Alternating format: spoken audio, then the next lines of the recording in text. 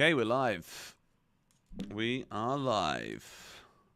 Loading, loading, loading.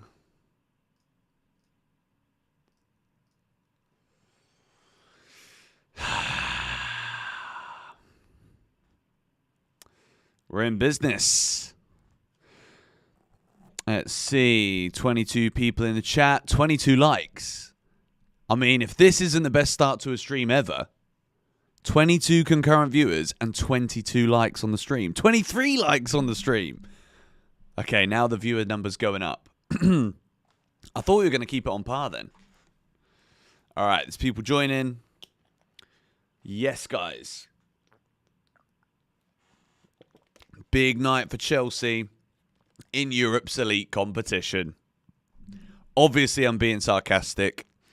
I don't know why, but like having watched the Champions League this week, it's kind of filled me with a lot of different emotions.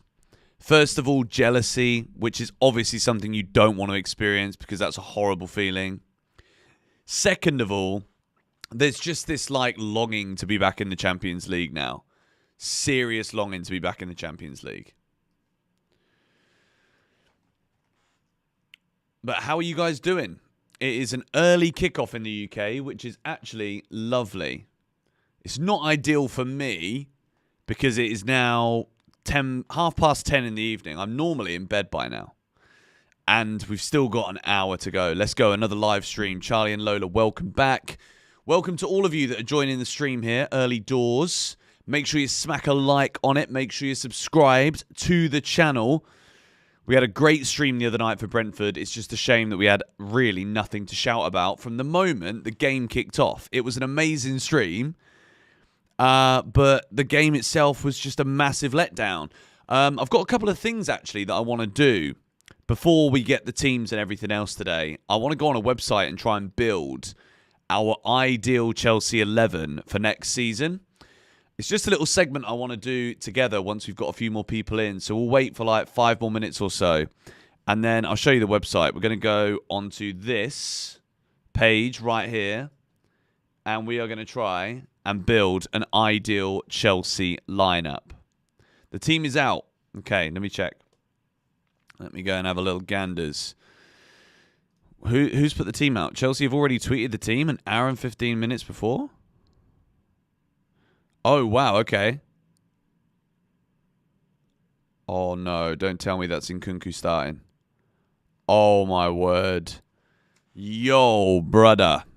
Christopher Nkunku is playing. Oh, my goodness. Okay, I'm going to put this up on the screen because it might be a while before the lineups are ready. But I'll put it up on the screen for you guys now and we can react to it together. I'm not happy about this. Not happy about this at all, I'm not going to lie. I just see names of players that just don't deserve to play for Chelsea, and I'm like, what are you doing? Why are you doing that? Right. So, let me just get rid of the Legia Warsaw team for now, because no offense to them, but we don't really know much about them. Let me move the scoreboard over here. And where are we? Overlay there. And then we make that a bit smaller.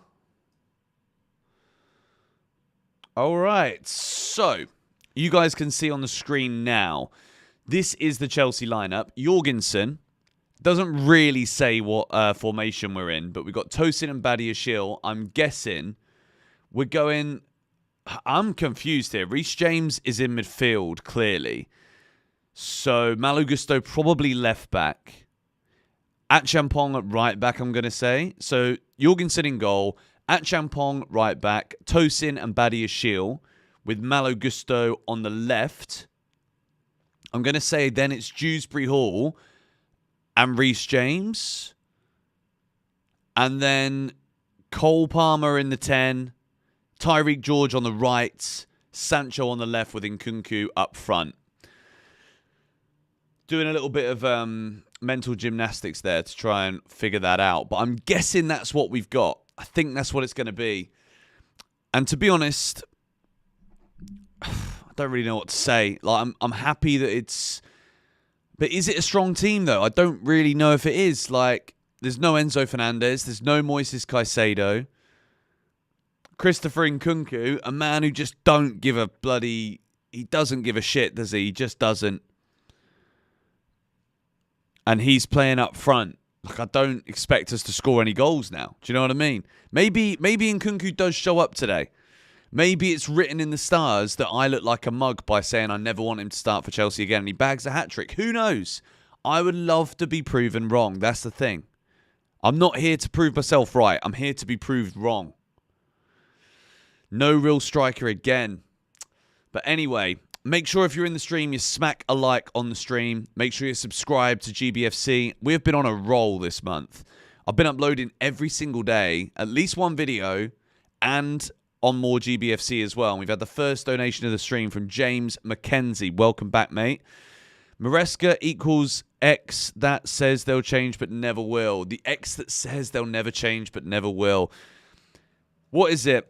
A leopard doesn't change its spots. A zebra doesn't change its stripes.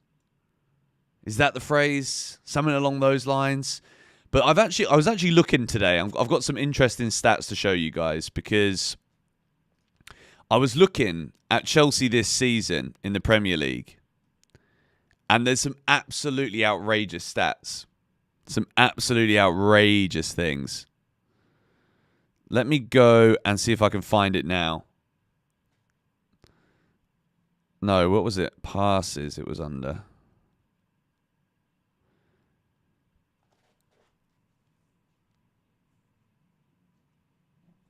Possession.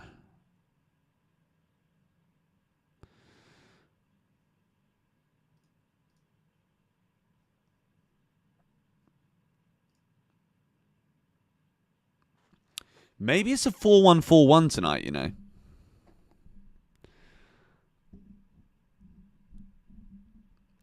So, get rid of the ads on there.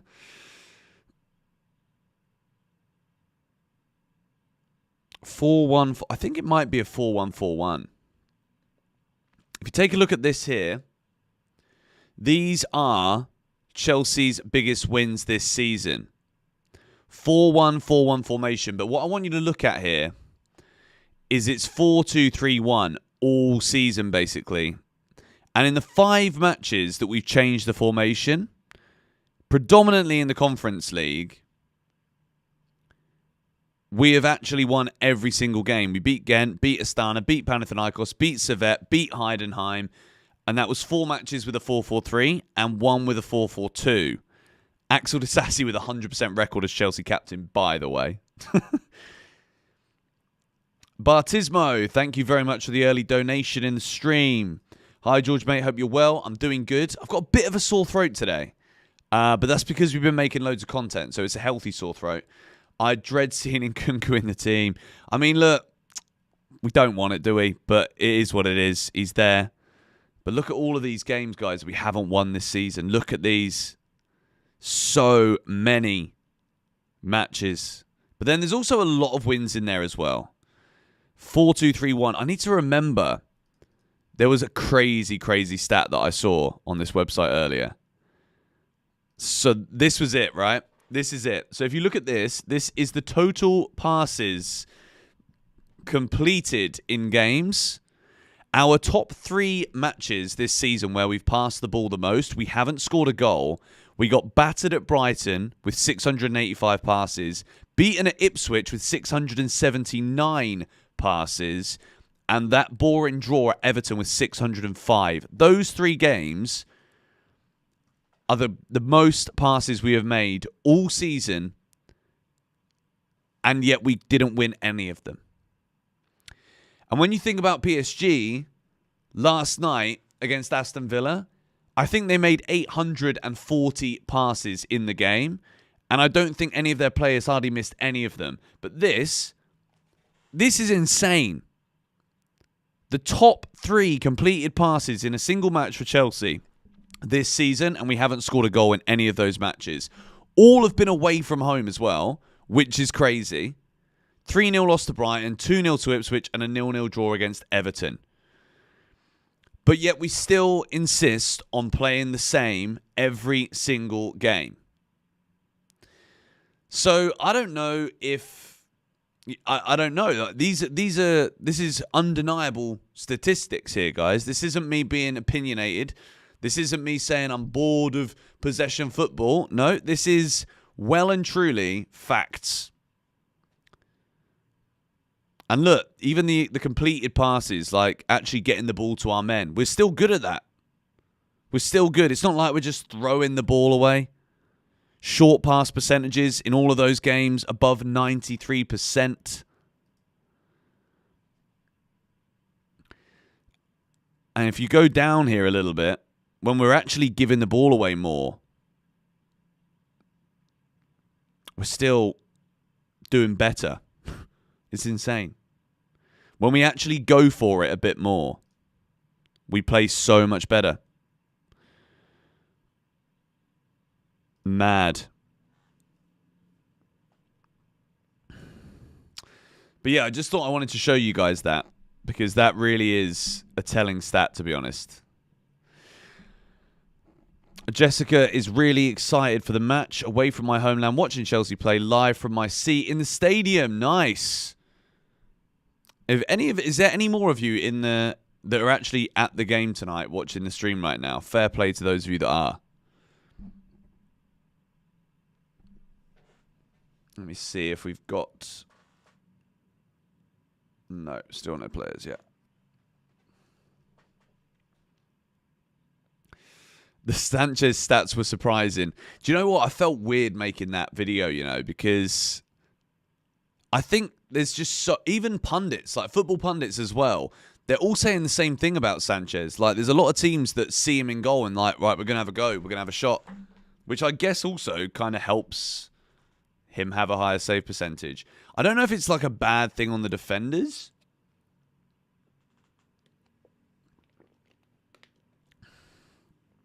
Big up, Riley. How you doing, mate? What do I think of Noni? He's my favourite player. I want more from him. I want a lot more.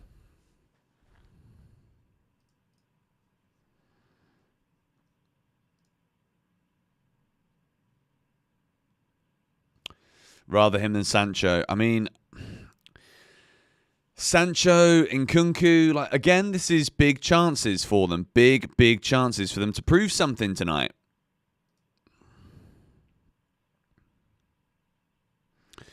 So if we actually take a look at the Conference League players that we've had this season, let me move this over slightly because that is in the wrong place. That looks a bit better, doesn't it? So top goal scorers. Mark Yu with 6. Christopher Nkunku's got 5 goals in the competition. Joao Felix has 4. Dewsbury Hall 3. Mudryk 3. Look, this is mental. Mark Yu is injured. Nkunku doesn't want to play for Chelsea anymore. Felix, we loaned him out. Mudryk is banned for drugs. Renato Vega, loaned out. Disasi, loaned out. And you're telling me that we need to rest players now in the Premier League because we don't have... Oh! I don't like being negative. I don't. You guys who have been followers of my channel for a long time know that I was very optimistic for a very long time. But there's just so many things that happen around this club that I just can't get my head around in terms of it making sense to not be negative. Do you know what I mean? Anyway, David, thank you very much for the donation. Up the Chelsea, best right back in the world is the best midfielder in the world. Reece James is not a midfielder. And nobody can tell me otherwise. I think there's definitely... You'll get good games out of him in that position. And I do think a lot of it is down to protecting him maybe from injuries. But I think Reece James on his day is the best right back in world football.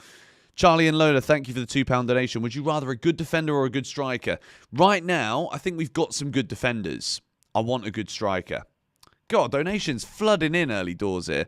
James McKenzie, thank you again for the donation. Would Chelsea fans be opposed to being a counter-attacking team? quickly play into the transition. Noni, Neto, Esteval, and Jackson have the pace. I would love to know what people think about this in the comments, because I personally, some of my favourite times watching Chelsea was Antonio Conte, 3 at the back, title-winning season. Went to so many games that year. I thought it was amazing. I think it gets you on your seat. I think Chelsea in history have benefited from being a bit more passive and kind of inviting pressure and having a solid back line, solid goalkeeper, solid defence. And then we have got the personnel, I think, that can really hurt you. I think Noni in a counter-attacking team would be amazing. I think Neto as well. Esteval, Jackson, we've got so many of those players that really would benefit in a system like that. But anyway, what do you guys say? Shall we go and build? We've got an hour to go till kickoff. Have I seen the lineup? Yes, I have. So before we start to actually get closer and closer to the game, shall we go and build a Chelsea team? Actually, you know what? Before I do that, I'll show you the lineups properly on the screen now, because they're out.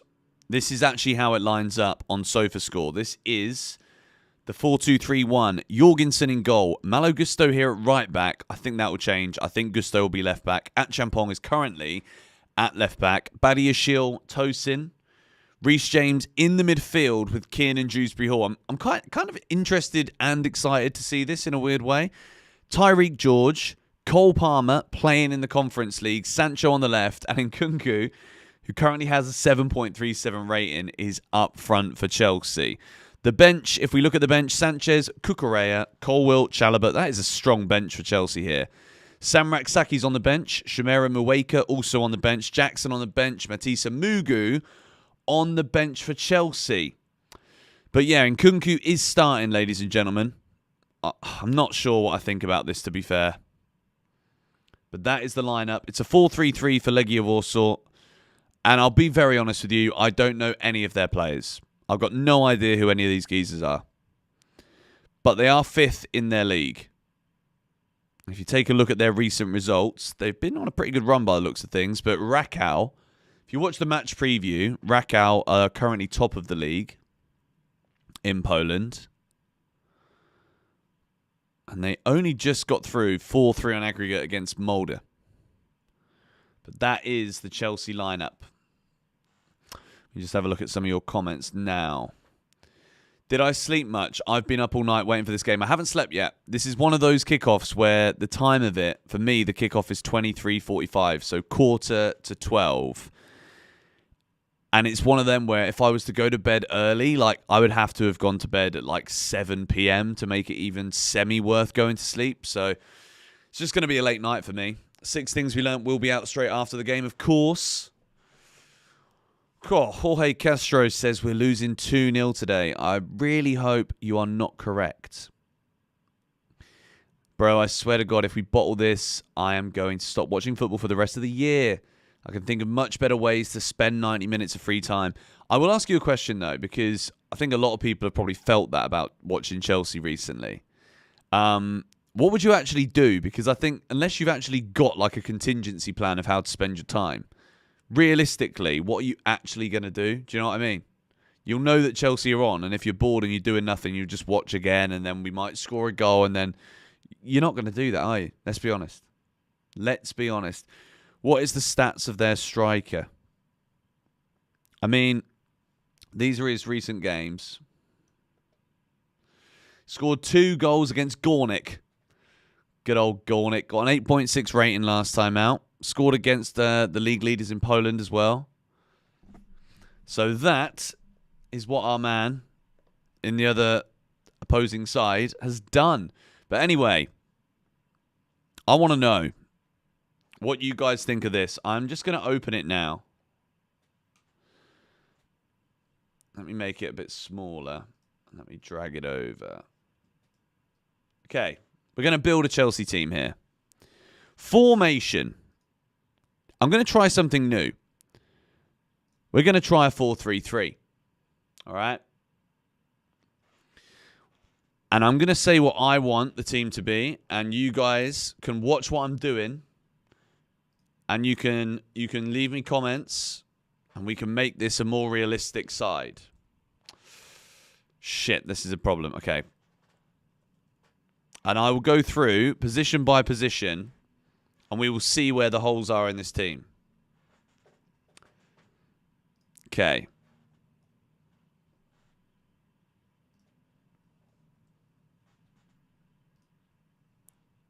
Oh, okay.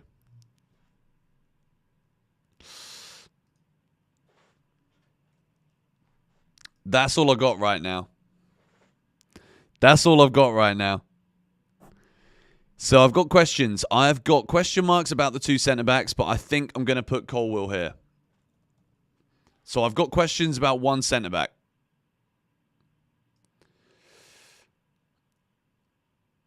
And I don't know who it's going to be, but I think it will need to be a signing, and I'm going to say Mark Gurhey. Then I'm putting my dream striker. And then left winger signing. This is what I would love the Chelsea lineup to be at the start of next season. Nico Williams, left midfield, left wing. Cole Palmer on the right. Andre Santos, Enzo Fernandez, Moises Caicedo there. Reece James, Mark Cucurella, Colwill and Gurhey. What do you guys think about this team?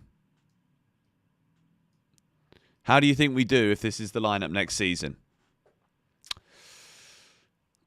I want to see what you're saying. Esteval, I don't think is going to be a starter yet. I don't think Esteval's going to be a starter. I think he's going to be brilliant. I do. I really do. But where does this lineup finish next season in the Premier League? I just want to know. I want you to spam it in the comments right now. What does this starting 11 do if this is our average starting 11 next season? Fifth. First or second? 1 to 3. Third. Top 3 at least. Fourth, third, second. We're not getting Osimhen, says Tim. All right, mate, cool. It's a Conference League night. I'm here to have a good time. I'm here to dream. I'm here to get excited. But you're probably right. I'll give you that. Top 4.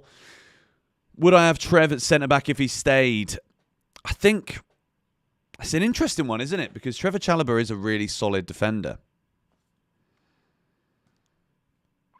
So this is a 4-2-3-1 that would need us to sign Mark Gurhey, Nico Williams, and Victor Osimhen.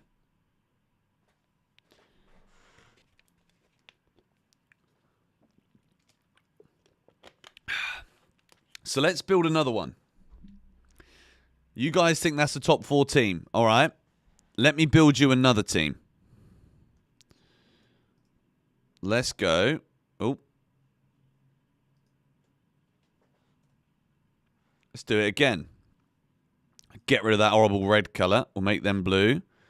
We will build a 4-2-3-1 because that is what we see. Okay, so this team, we have signed a top goalkeeper. Mike Maignan is coming in from AC Milan. There are a couple of non-negotiables for me, and that is this.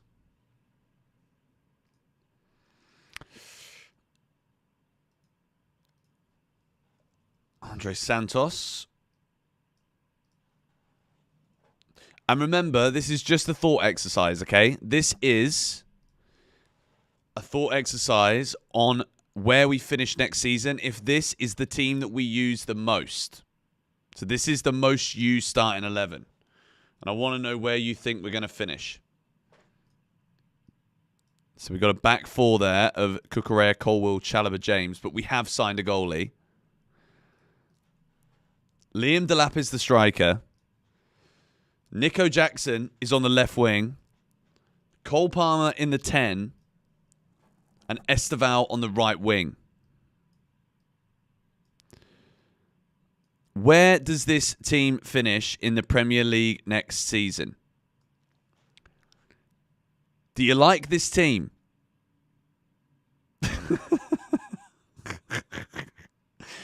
Okay, I'm seeing 6th. I'm seeing 5th. I'm seeing 6 to 8, no trolling. I'm seeing a quadruple. But I'm overall seeing a less positive outlook than the first team. All right, okay. What about Enzo? All right, let me change it. Andre Santos is out. And Enzo Fernandez is in. What do you think to this then? Enzo better, yeah?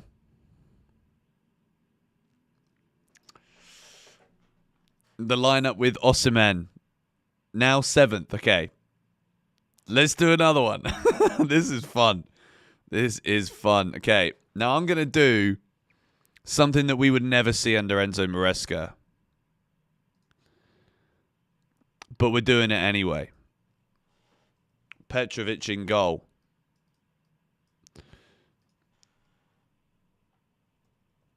Dean Howson has been signed.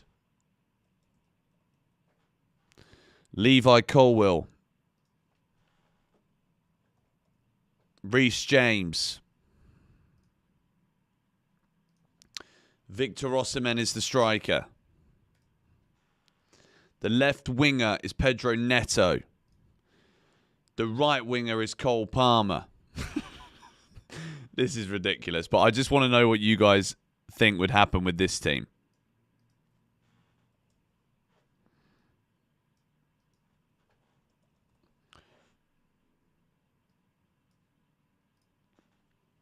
Okay, we'll change it in a minute.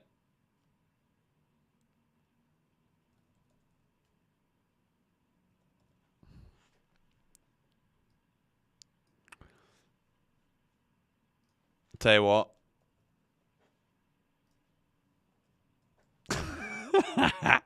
All right, here we go. Here we go. This is, let me change the colour so that we can all look at it and not actually want to throw up. Where does that finish in the table?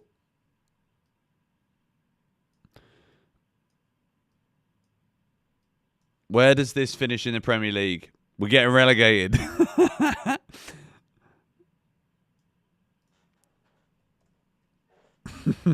Palmer's back. Palmer's back.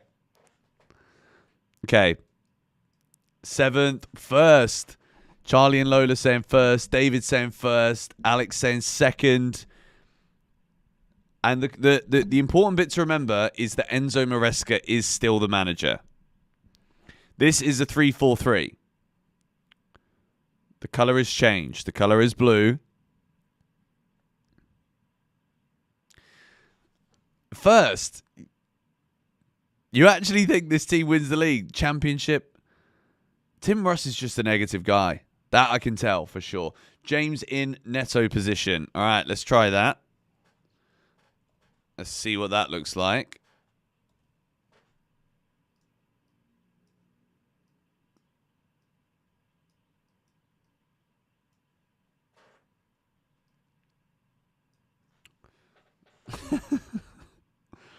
So what do you think about this team then?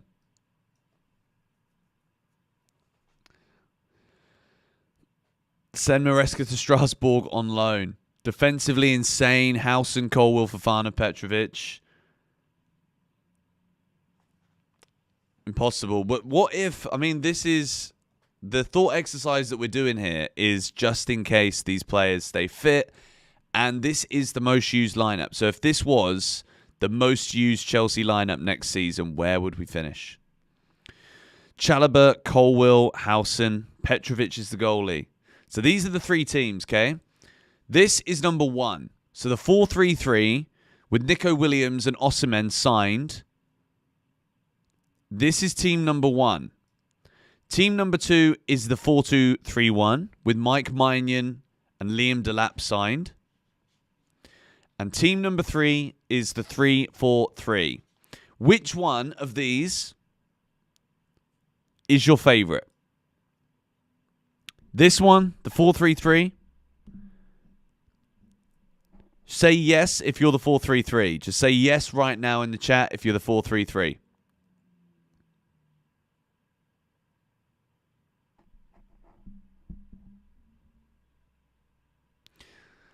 Yes?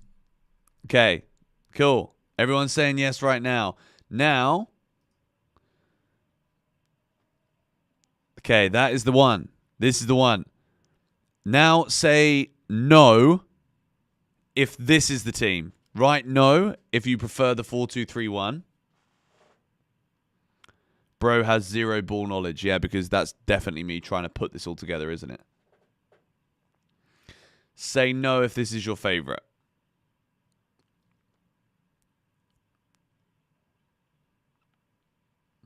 I just realized I could have done a poll here. All right, there's a fair few people liking this one as well. Freddie, I'll get to your super chat in a second. Thank you, mate. Appreciate that. And then say Osimhen in the chat. Just type the name Osimhen if you want the 3-4-3. Let's do the poll. Screw it.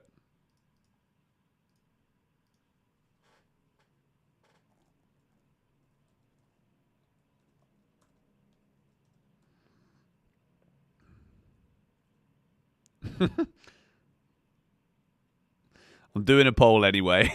Just wanted to get you guys to comment. Okay, I'm doing a poll. Get yourselves voting in the poll now. I want to see all of you voting. Let me get to that super chat from Freddie Taylor. Thank you, mate. First time on that. What do you make of Esteval playing as a wing-back recently? Will it translate to Chelsea? Also, are you convinced Santos will come back? Good questions. I think Esteval playing wing-back. We're not going to see wing-backs with Enzo Maresca at Chelsea. We've seen this season. I've already shown on this stream, really, the reluctance to try anything different other than in games, against Morecambe, Barrow. We tried a 4-1-4-1 a couple of times in the Conference League, but I just don't see Esteval playing in that position in a Chelsea team next season. Andre Santos, I am very excited about him, and I believe that the club will mess up massively if we don't offer him game time. And I don't see how this season, I know that Enzo Fernandez is doing well right now. Caicedo's obviously been unreal. But Enzo Maresca needs to do as much as he can to try and get this guy in, because I think Santos is too good for us to sell him. I really do. I think he's a really talented footballer. And if we go out and we flipping spent 30 million on Kieran Dewsbury Hall, who cost, double the amount of Santos, maybe 3 times more than Andre Santos initially cost us. So, for me, the lineups are all out, guys. So, I'm just going to quickly move these back to here. Cool. That looks neat. But yeah, I think Santos is going to have a big part to play next season. Big part to play. Okay, guys, get voting in the poll. I will show you guys around it again, just in case. So that is team number 343. That is team number 343. That's the 4-3-3. I'll just leave it up on the screen for a few seconds. And then this is the 4-2-3-1. And this is the 3-4-3. So far, the 4-3-3 is the winner, and it's got progressively worse as we have gone through. That was fun, though, right? I enjoyed that.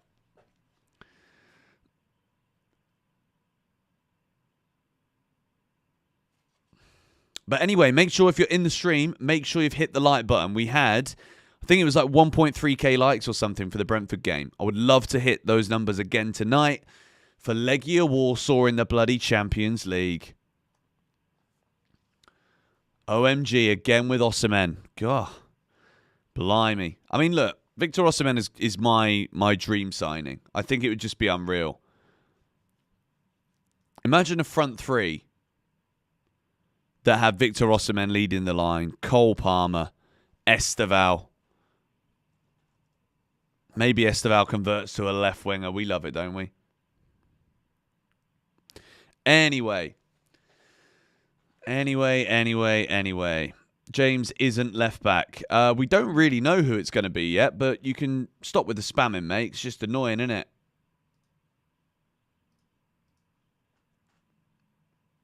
Why do people do that? I don't understand. All right, let's see what the reaction to the lineup's been like online. PJJW, thank you for the donation.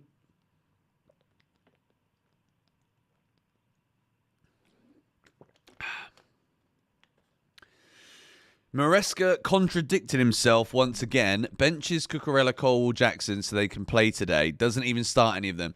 I mean, to be fair, thank you for the donation, but I think you're wrong because Maresca came out in the press conference yesterday saying that they weren't rested for this game. He literally specifically said, no, that's not what we did. What he said was that he wanted to start the game against Brentford like X and finish it like Y. And he wanted to basically hurt Brentford by bringing on our more aggressive attacking players in the last half an hour or so of the game, which technically, that's what he wanted to do. That's what he did do, but it didn't work. Like, I think Chelsea dropped points because we left it too late. And for me, that is an excuse. I can understand what he's saying, but unless you execute it, you look like an idiot for dropping those 5 players. Do you see what I mean? That's the thing I've been saying all year when it comes to my videos. I understand the reasoning behind it, but fundamentally I don't agree with it. And if it doesn't work, it's on the manager, which is why it's on Enzo Maresca fully that Chelsea were poor and didn't beat Brentford. And tonight, same thing. If you play Nicholas Jackson, I want him to play Jackson. If you play Christopher Nkunku and we've got no bite going forward, it's all Maresca's fault. I'm not even going to get... Well, I mean, I will get pissed off at Nkunku, but like I'm not actually pissed off with Nkunku anymore because it's so clear that he doesn't want to be here, yet Maresca is still playing him. A man that doesn't even try when he's out there on the pitch. That, to me, is a big problem. And it is Maresca prioritising putting Nkunku back up in the shop window, which actually is counterintuitive because every time he plays right now, he's so poor that he's not showing value. Chelsea aren't getting an extra 1 or 2 million this summer every time Nkunku plays right now. That's not happening. And anyone who says that's what is happening isn't watching the games. Because the ball bounces off Nkunku like he's a brick wall. I agree with you, Jake Ness. I think he is hurting his value with his attitude. You've got to... Like, you're playing for Chelsea. I understand for Nkunku. Like, I get that he probably doesn't feel as though this move has been right for him from day one. He was very unlucky with injuries. There have been flashes and brilliant moments from him. There's no denying that. But, I mean, look, if we get this back up again here, even in this competition, he's got more goals and assists than anyone else in this competition. He's got 8 in 7 matches, 5 of them from the start. Yes, there's been 2 penalties there. But, I mean, he's done very well in this competition, hasn't he? Not that it's a surprise, really, because the caliber of competition that we've played in the competition has been really poor. Do I celebrate Songkran? I've never been in Thailand for Songkran, but I will be this week. I can't remember what the date is now, but yes. Why do forwards always struggle with Chelsea? I mean, the easiest thing that people do is say, oh, Chelsea are cursed. Chelsea have the striker curse. Like, I mean, at this point in time, like, I don't know if I'd say people are wrong for saying that. Maybe they are, maybe they're not. But I do think there's a lot to be said about the way we play because, look, like, you can say it's a striker curse, but it's not the same for every striker. Didier Drogba was phenomenal for a very long time. Diego Costa, phenomenal. Do you know what I mean? Like, these people weren't cursed. We just had those players at the best times with managers that wanted to get the best out of them. Right now, Nicholas Jackson has been a good striker for Chelsea, but he doesn't score enough goals, and I don't think he's ready to play a whole season in multiple competitions and do enough to be Chelsea's lead front man right now. But I do like Jackson. This is the thing. I do like Nicholas Jackson. Tammy Abraham also did very well. That season under Frank Lampard, Tammy was good. I remember being at the flipping Molineux when he scored a hat-trick. He was unbelievable that day, almost unplayable. That was an unbelievable away day, that was. Beautiful sunshine in September as well. Beautiful.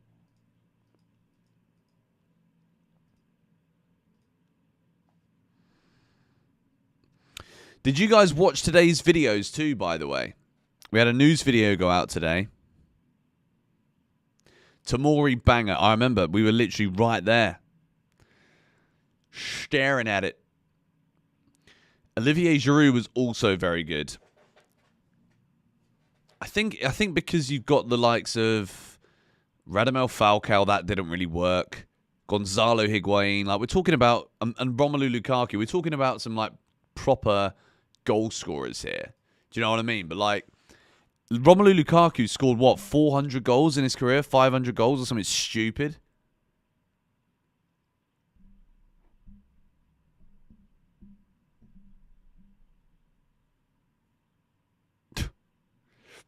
Samuel Eto'o did well. He was just here too late. Fernando Torres, you know what? People say that we ruined Fernando Torres. I am not of that opinion, you know. Shevchenko did kind of crash at Chelsea. Scored some great goals, though, against Villa and Tottenham specifically. Thank you. I love George Benson. Does Poch get more points this season if he stayed? I mean, revisionism right now is like a pandemic in football, isn't it? But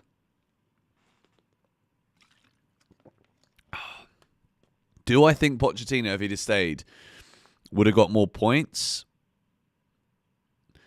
I'm going to say no.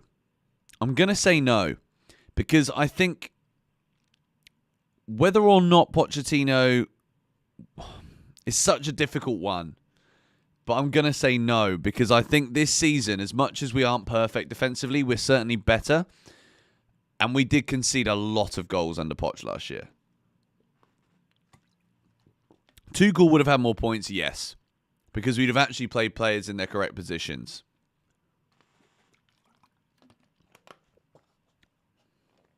Demba Ba, I think, was good as well. Do you know what? Like, the more we talk about the strikers here, Timo Werner was one of those players that you just had to love him in a weird way. Do you know what I mean? Like, even when he went to Tottenham, like, I'm not even that pissed off. Like, Kai Havertz became quite a dislikable guy. But Timo Werner, like, I don't hate Timo Werner, even though he plays for Spurs, who are my least favourite team. Thank you, Charlie and Lola, for the next donation. Nagelsmann, new manager. What is Nagelsmann doing right now? Let me see. I'm actually confused because he's been taking a break, no? Oh, he's German manager, is he? He's the German national team manager. My bad. My bad.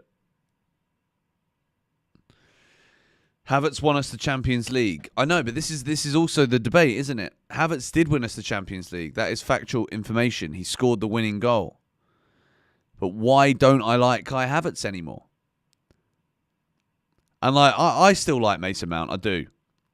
But why do so many people dislike so many of those players that won us the Champions League? It just wasn't as likable of a team. It wasn't as likable as of a team.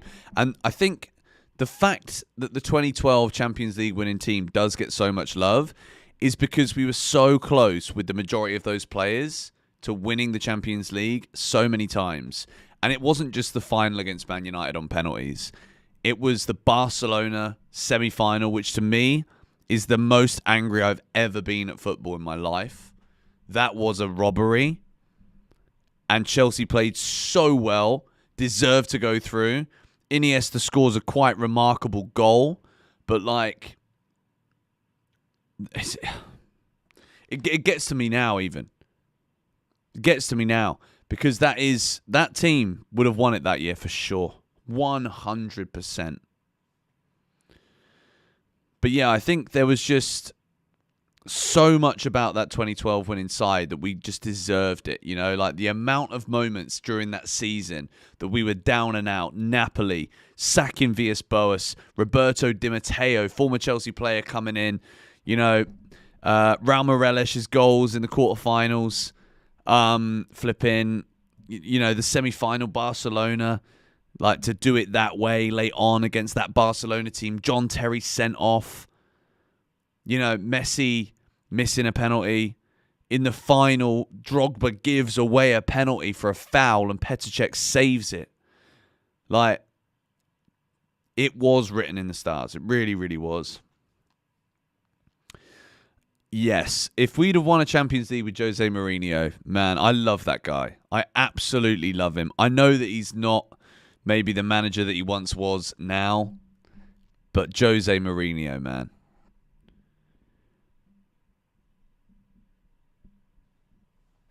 I think Di Matteo was, as much as I think he got fired too quickly, I do think it was the right decision. Because I don't think he would have been a long-term manager. I don't.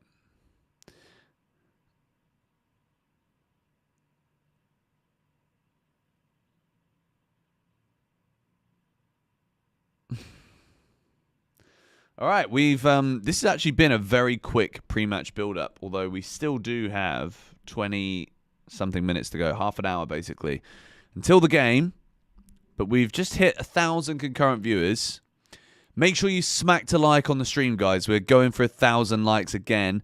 Lampard linked with Southampton? No. If Frank Lampard's got any sense, he's going nowhere near Southampton. I mean, I think the way that they've been so bad this season, I don't see it being like another bounce back year next season. I think Southampton are going to really struggle now.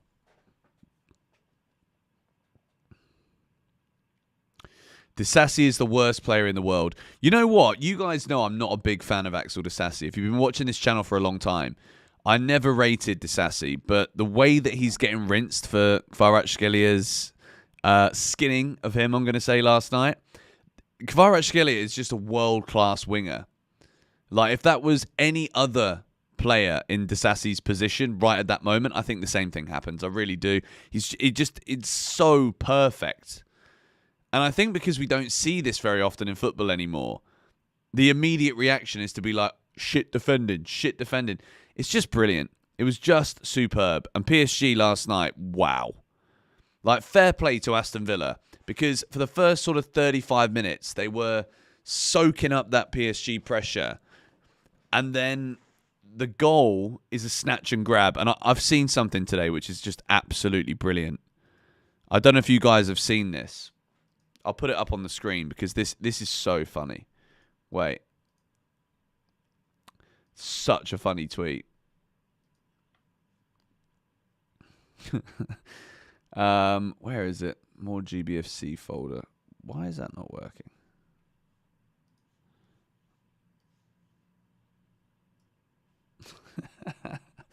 Morgan Rogers is the Lionel Messi of Oxlade-Chamberlain's. If that isn't one of the best tweets you've ever seen, I don't know what is. I thought that was absolutely golden from this guy, Tom Little, on social media. It's got 1.4 million views, but how good is that? Is that Herder of Buffalo? Yes, it is. But yeah, anyway, back to the Aston Villa PSG analysis.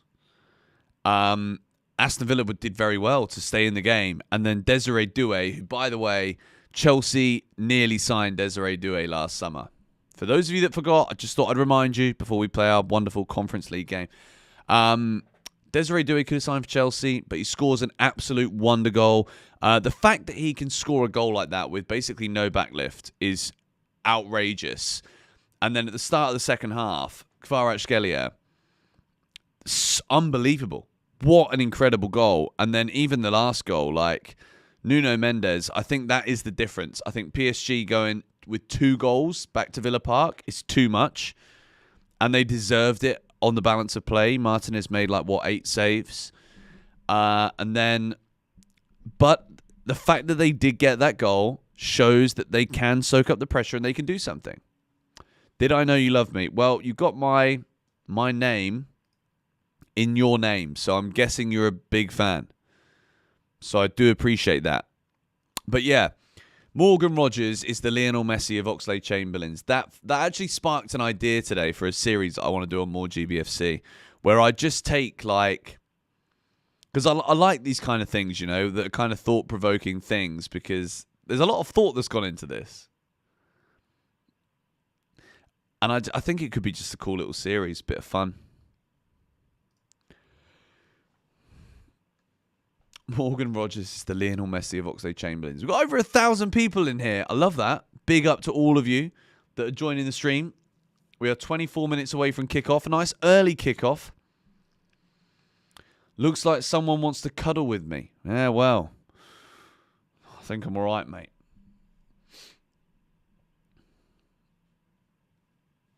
Bring back the Peter Griffin Black Ops 2 voice trolling.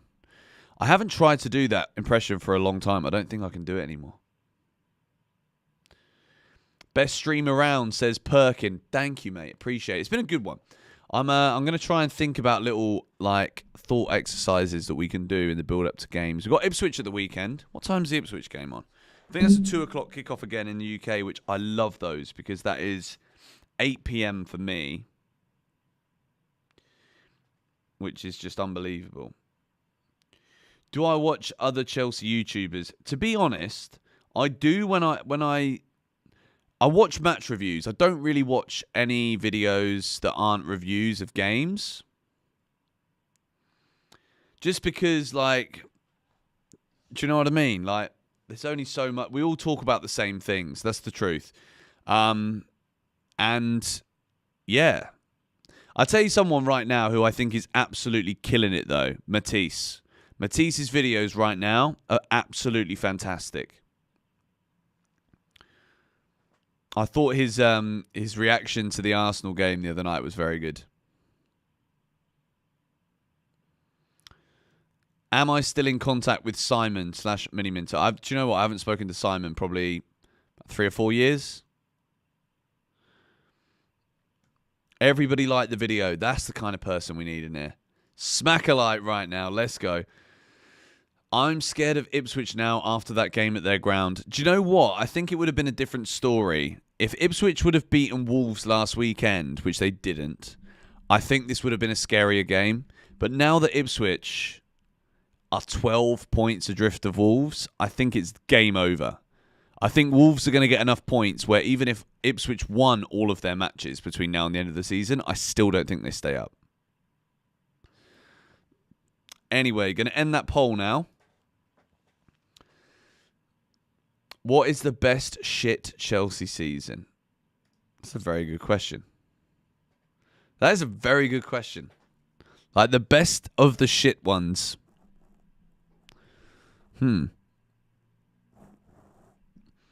Would you ever be going on a pre-season tour to wherever Chelsea goes? Well, you must be very new around here. Or you took a sabbatical from the channel last summer because we followed Chelsea to every single preseason friendly last year in America. We vlogged every day, made match videos. We went to the stadiums. We were in press conferences a couple of times. Like, it was a lit series, and I'm hoping to do it again this year for the Club World Cup. But unfortunately, I've got to try and get some sponsors for it this year because it cost an absolute arm and a leg last year. But the content was absolutely amazing. It got over 1 million views. So if you are a brand, arguably would be better if it was like a travel, hotel, car brand, something that would integrate nicely into the content naturally. Then I think it would be a very solid investment for everybody. Just plugging myself already. Yes, love the USA tour, says Andy. What do I think to the UEFA charges? I mean, look, Chelsea have got 2 different things to worry about. We've got the Premier League and what we're allowed to do in England, and we've got UEFA. And if we are not aware of both of them, then we are stupid. Simple as that. Anyway, I'm going to get rid of the old Morgan Rogers tweet. I just thought I'd share that with you because I thought that is pretty spectacular.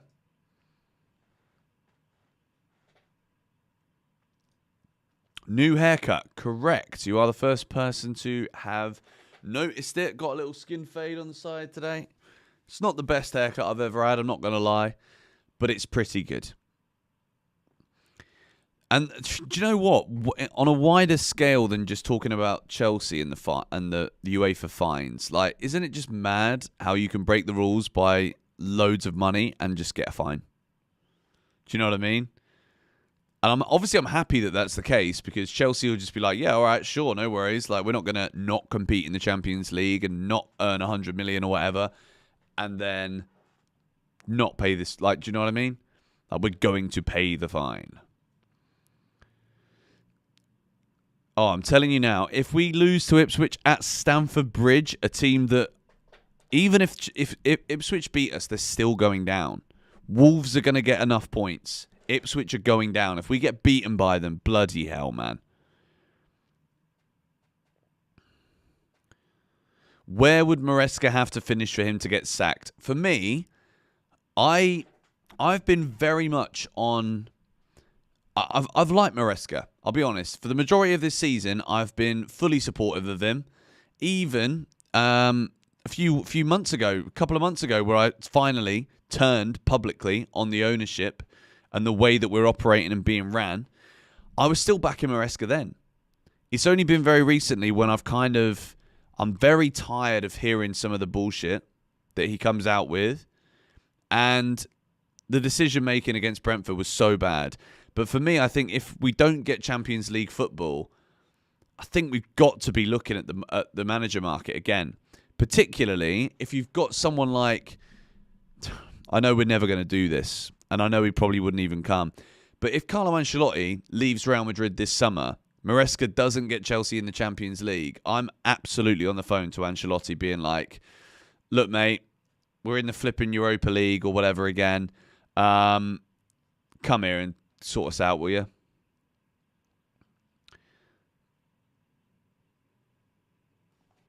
Our last few games are tough. It's going to be close for top four. Totally agree, Tim. Totally agree. Nottingham Forest away on the last day of the season. Bloody hell.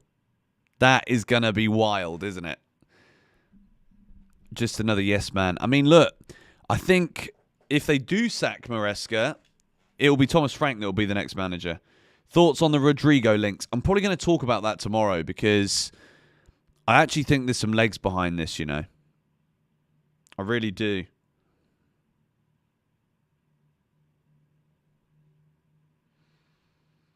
Would I take Jose or try to get a new coach? You guys know I'd always take Jose. And I know how triggered some people get when people say that too. But I'm not saying it to trigger people. I just want to feel like it's my Chelsea again. Do you know what I mean? Are there a lot of spiders in Thailand? Touch wood, right? In this apartment so far... Just having a little look now. I mean, I'm quite a few floors up. So I don't think there's any in this apartment thus far.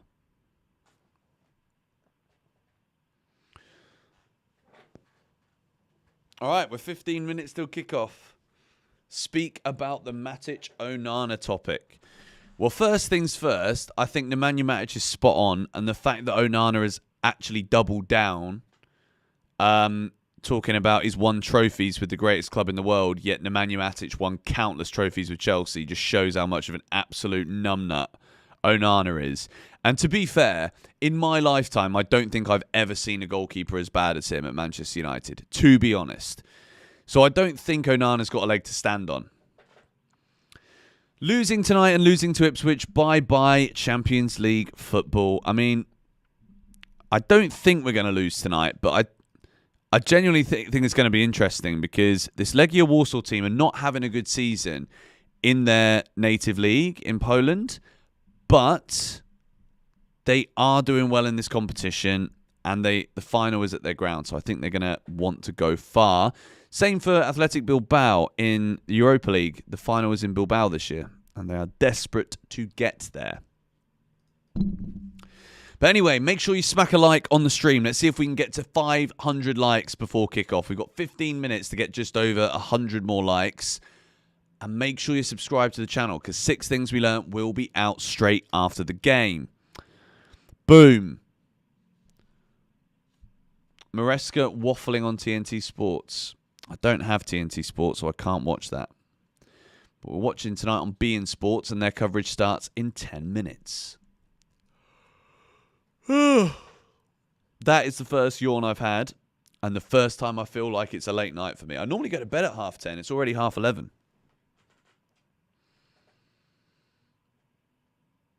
What's he waffling about? Yeah, tell us. What is he saying?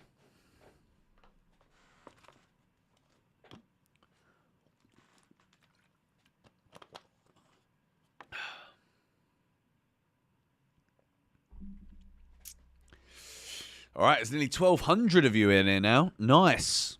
Up the shelves, mate. Nice trim, says Sean. Appreciate that. Such an active bruv, this guy. Love more GBFC. Honestly, I'm so happy with how that channel is going. Like, I'm having so much fun. And the thing is, making videos on more GBFC actually gets me so gassed for GBFC as well. Because I'm making content I'm actually enjoying, it just makes me excited about making videos on this channel too. Made a video today about PSG. It's doing quite well. It's 3 of 10 right now. Great watch time on those videos too. Right, we're nearly at 450 likes. Come on, we can do it. Almost at 4,300 subscribers on more GBFC right now. My video about Arsenal's popping right now. It's on nearly 9,000 views, which is unreal for a channel with 4,200 subscribers. Have I noticed the lineup? Yes, of course we have. We've spoken about it a fair amount. Anyways, 450 just like that. That's what we do here on GBFC. More GBFC is brilliant channel, George. Love it. Top man. I think it's going to keep growing. And I think this summer in particular with flipping like transfers, like right now, I don't think I've been so invested in YouTube for a long time as I am right now. I'm just loving making videos. I'm releasing like 3 pieces of content a day. Today's even more. Like a short form video. More GBFC. GBFC has 3 pieces of content a day. And then today we've got a stream in 6 things we learned. So there's 5 pieces of content today. We're just going for it. Do you know what I mean? I want to flip in. I'm not going to lie. I want to be able to afford to do this flipping Club World Cup and pre-season. So I've got to be posting content. I also stopped drinking. Yeah, that's true. I mean, I haven't technically stopped drinking. I just haven't had a drink for a month. Like, I've not drunk any alcohol for pretty much a month now. I went to see my mate in Koh Samui for one night. And I had a few drinks there. But yeah, I've not really been drinking at all since I got to Thailand. One night I think I had on the beers in 2 months, which is good. Get your head down for an hour or so, you'll miss shite all. I mean, I don't think anyone's going to stay tuned into a stream if I'm actually not streaming. Do you know what I mean? I think that could be pushing it a bit. I don't even think iShowSpeed gets that many people watching him if he's just sleeping. Although actually he does, because I clicked on one of his streams once and he was literally in bed asleep. I totally agree. Alcohol is great in little amounts, but if I go out now, it's just like a 2-day hangover. It's true. When you get older, it becomes so much more difficult to manage. I'm telling you. I thought it was bullshit, but it's true. I'll be honest as well. Like, I don't actually have that many friends in Thailand. My girlfriend doesn't drink, so like, we don't even like drink at dinners or anything. But yeah, I don't have many mates here. I only know a couple of people here. So, and they actually spend most of their time traveling for work. So, I don't actually even have that many people to go out with. That's because you only drink arak at Yoga Mart. I can assure you, I flipping hate arak. A friend of mine in Bali had a arak brand that was good, and that was actually quite tasty, I won't lie. Why did I move there? Because Thailand is unreal. The food is amazing. It's hot and sunny. It's very good value if you earn a Western wage. Like, it's great cost of living. The food is sensational. Bangkok as a city is brilliant. Like, basically what I do every day in my life is I play tennis, I make YouTube videos, and we've got a great apartment And they have amazing tennis facilities here in Bangkok. So that's basically all I do. Your girlfriend doesn't drink. How come she had beer goggles when she met you then? Bloody hell, mate. You bought your A game of comedy today, haven't you?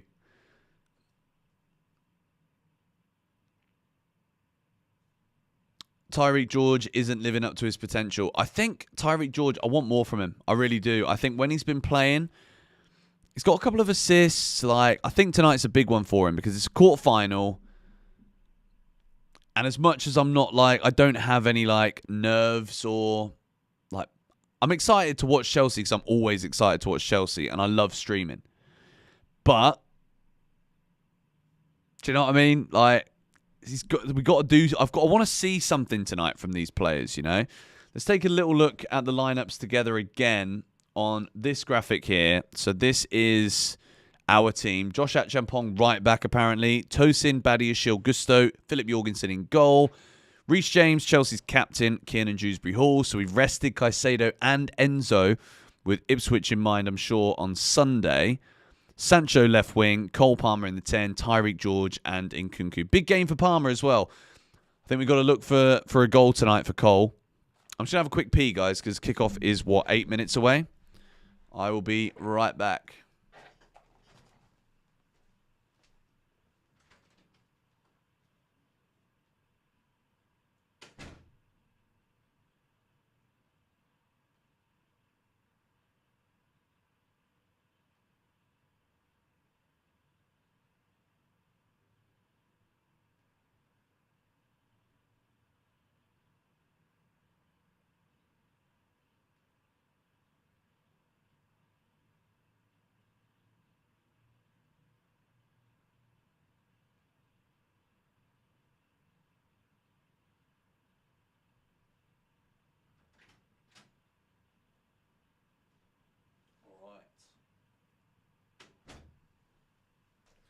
And we're back.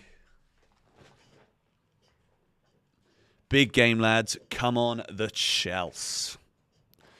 We're here. Tyreek George hat-trick. I mean, this is the thing. These Conference League games, there is a lot. The goal is to get to 2.5k viewers without the stream lagging. Honestly, I don't understand this. This happens all the time. As soon as I get like a spike in viewers, the stream crashes. It's so weird. Anyway, we're here. What are we drinking? We're on the waters. And Chelsea versus Legia Warsaw in Warsaw is getting close. The footage on my end is starting in a minute. Slanina, Fofana, Penders, Gilchrist. That's a random 4 Chelsea players. What are we talking with them? 500 likes. We've hit it. Yes. Big up. Watch the plumbers and builders do us. I mean, these guys are a professional team. Do I do sports betting? I do. I do put a bet on every week. I love a good accumulator and I love a good builder bet.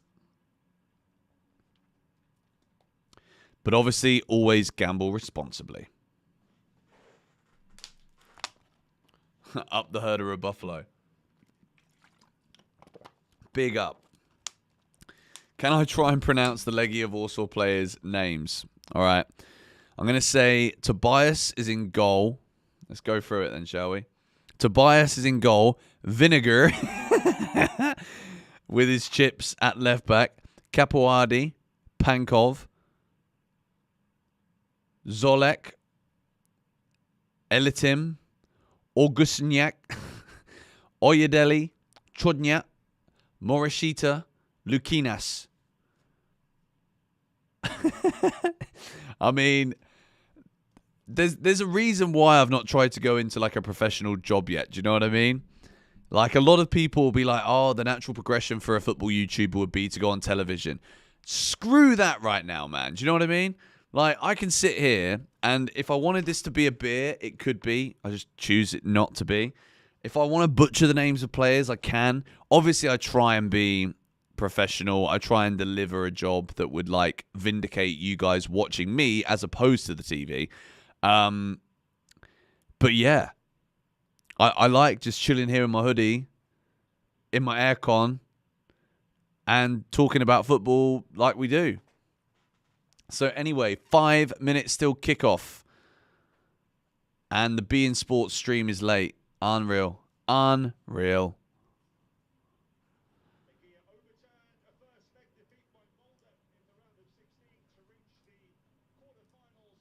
Shit, I've got to turn those flipping acceleration.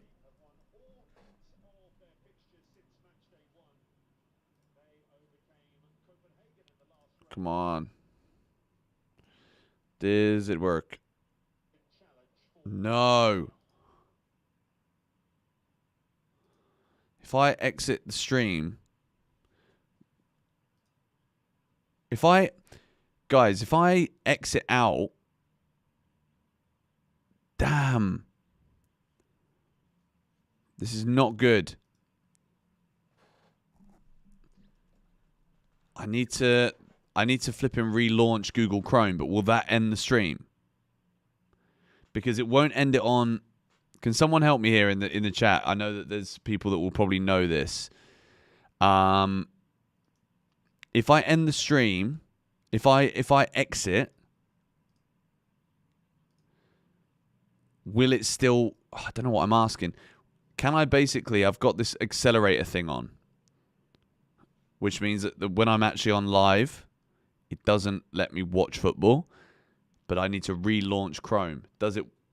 Will it end the stream, or is it okay?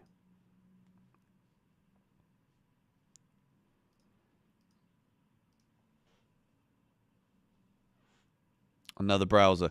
Good point. Let me actually just watch it in. Thank you, Kian, for the £2 donation. Quite a few donations actually coming in early doors here today. It will end the stream. Okay, cool. I will figure out a way to watch it on Safari.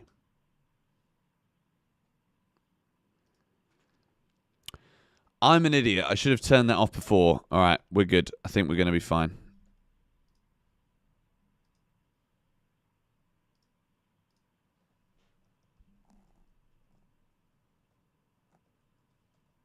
Okay. 2 minutes till kickoff.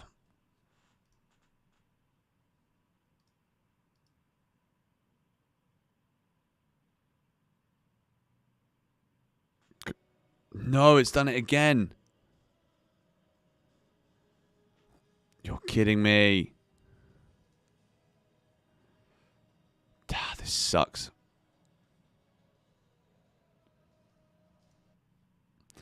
That really sucks.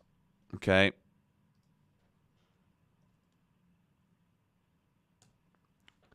Damn it, that is a nightmare. That's an actual big problem. We are 2 minutes to go till kickoff.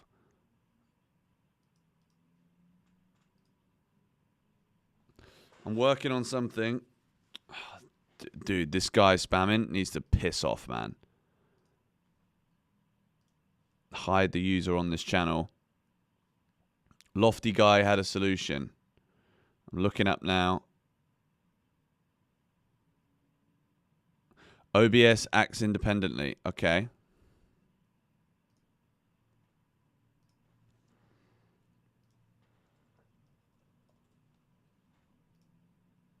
All right. Should still be live.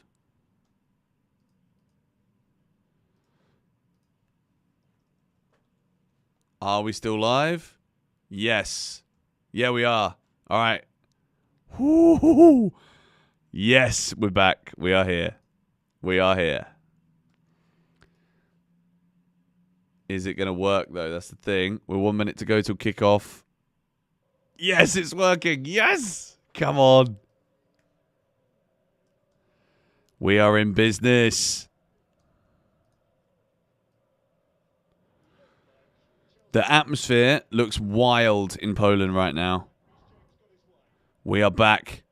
Let's go, boys.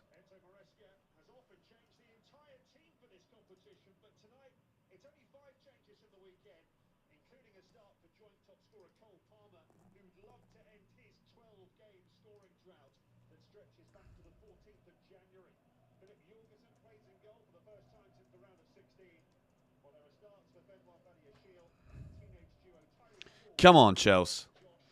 Thank you, Kian, for the donation. Appreciate it, mate. Nkunku is struggling, and then Maresca starts him. Yeah, I know. Don't even. Anyway, kickoff is here. Make sure you've smacked a like on this stream. And we are almost ready to get underway in the Conference League quarterfinals. The Legia Warsaw fans are actually mad, you know.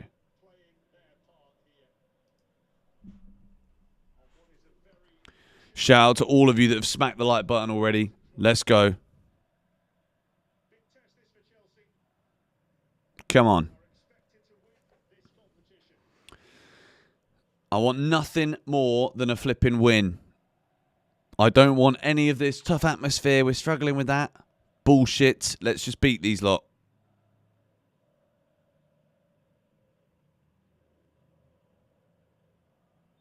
And we're underway. Let me put the score in the title of the stream. Chelsea versus Legia Warsaw. We almost can't see anything because it's so foggy. Badia Shill with a block early doors.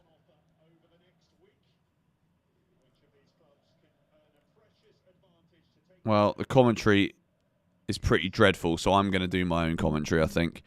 3-1 to the Chelsea. Guys, what are your score predictions? Let me know in the stream right now. What are your score predictions? Right now, I can't actually see the ball.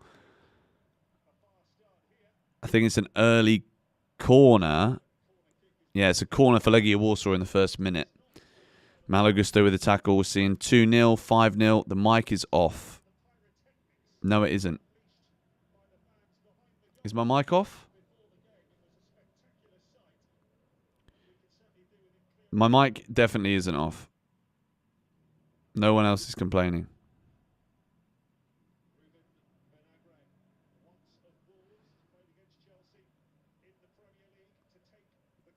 All right, cool.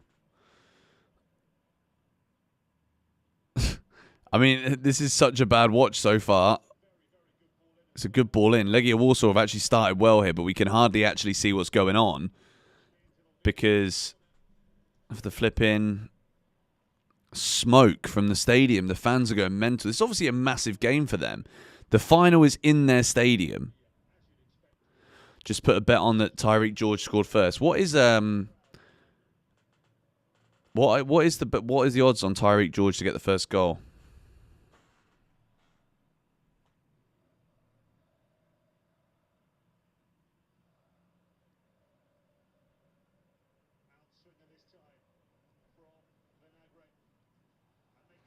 No. Oh, my word.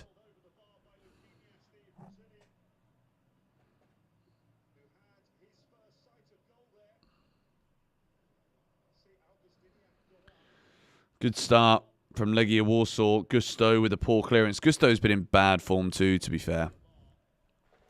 Legia to score first. Flipping hope not. 2.5 minutes in, still 0-0. Obviously.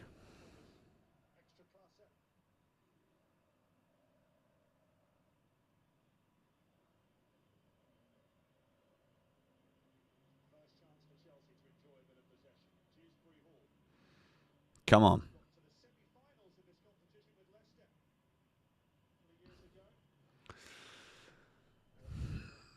Come on, Chelsea.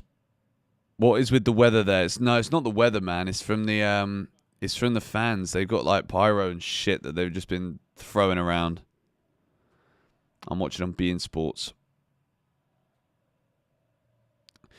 People are saying Gusto's a good player, but being ruined by Maresca. Do you know what? Like he was so good last season, wasn't he? But he's being asked to do something completely different this year, and he's kind of just been filling in different places as well.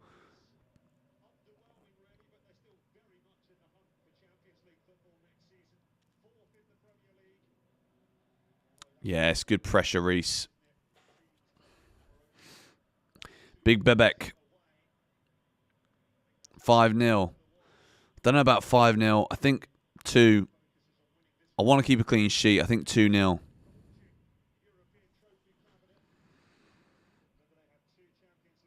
All right, let's go then. Big Kin and Dewsbury Hall.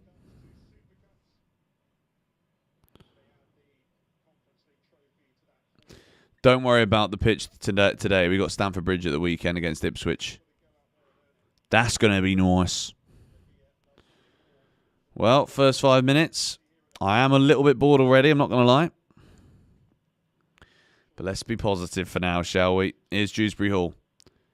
Tyreek George. Yep. Oh. Do you know what? I actually miss watching Mark Yu in these games. I love watching Mark Yu. I just always feel like he's going to do something. Do you know what I mean? Foul on Malo Gusto. Chelsea finally getting a nice little spell of possession. The commentary does suck, yes. I don't even know who these guys are, but it's rubbish. But it's all right. Don't you worry. You got me instead. Mute the TV. Sync it up with the timer. You're good.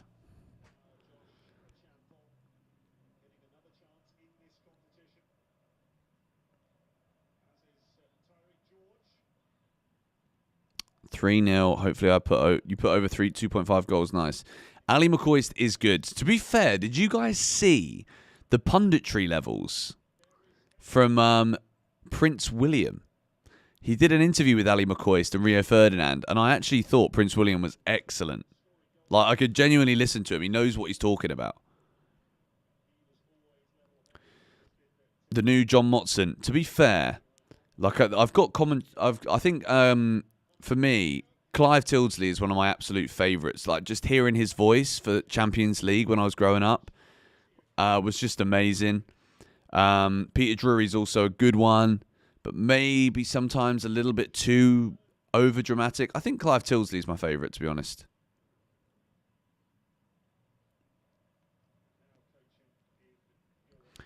I am doing good, Craig West. How are you?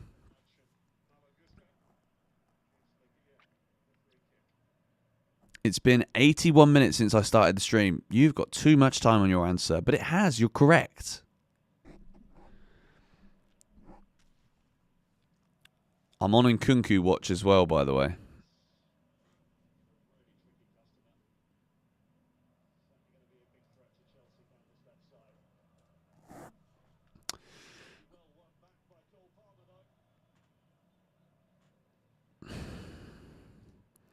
So far, it is absolutely all Legia Warsaw.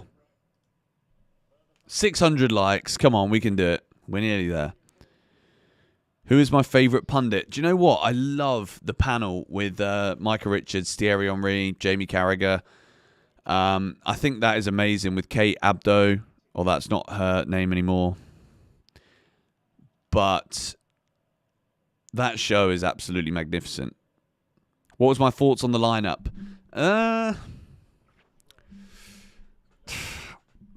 Don't know. Like, I'm kind of happy Palmer's in there because I think he'll score today. But like, Christopher Nkunku does nothing, so we've basically got no striker. Now Dewsbury Hall's won the ball back in the final third. It's good from him. Towards Nkunku will be a Chelsea corner. Have I been watching the Baller League? Nah. To be fair, there's too much football on in just already. Like, I don't have time for the Baller League. Do you know what I mean? Like, if you actually watch football, like, most people just watch their club and then they probably want entertainment elsewhere. I watch all football. And I live on the other side of the world. So I wake up in the morning, I've got this app where I can watch full matches back. And that's what I do for like the first 2 hours of my day. I just watch whatever game I didn't stay up and watch last night. Reece James puts the corner in. Pings it towards Tosin, who actually does get up and wins the header. It's bobbling around. Go on. Sancho. Oh, Nkunku. No. Free kick given to Legia Warsaw, but that was a chance. Who is my second favourite football team? When I was a kid, because it was very expensive for my dad to take me up to London every weekend, sometimes I went and watched Reading play. But, like, I never held any real affinity towards Reading, to be honest. I even watched Reading in a playoff final against Walsall many years ago at the Millennium Stadium. Also watched them against Peterborough in the semi-finals to get them there. because that was my local team. Don't have a second team, you know. There's teams I like. Like, I like Newcastle, which I shouldn't say that now for the rest of the season, but I do like Newcastle. I used to like Real Madrid, but then as soon as Chelsea started playing them in the Champions League, no. Bristol City, weirdly, I actually used to like Bristol City when I used to be in school. It was such a weird thing. It's so weird that you say that, actually. Because I used to like Bristol City. And Seattle Sounders I'll always have a soft spot for because they treated me so nicely when I went there. Dewsbury... Oh, I keep getting Dewsbury Hall and Cole Palmer mixed up.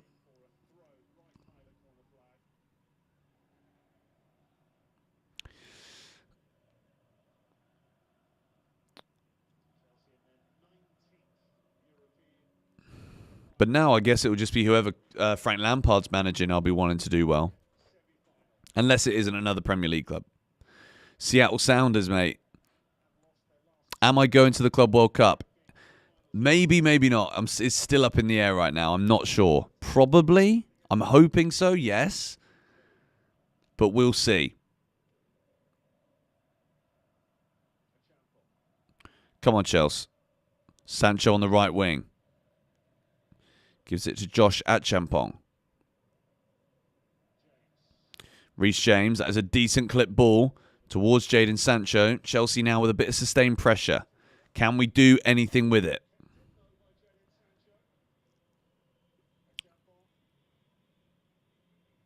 A fellow Sounder, shout out. A couple of people in Seattle right now. Nice. Great city. I mean, I was actually blessed when I went there. The weather was so nice. It was about this time of year, actually, and it was very warm, which is weird for this time of year. Yes, Gusto. Well done. Well played, Malo Gusto there. Tracking back and intercepting.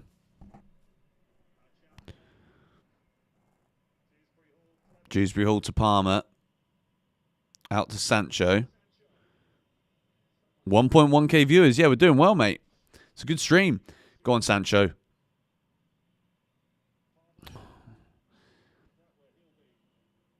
Come on, Cole.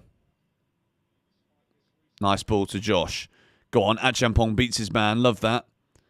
Come on, Chelsea. Keep in possession nicely. Tyreek George. It's a very poor ball. Very, very poor ball. End product again for Chelsea being the problem. We can pass it around side to side all day long. We ain't going to get nowhere doing that. As it stands right now, let me show you. We've got... The average ratings are pretty poor right now.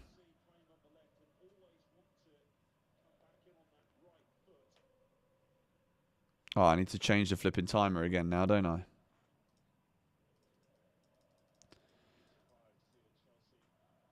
It's all right. I'll change it back in a sec.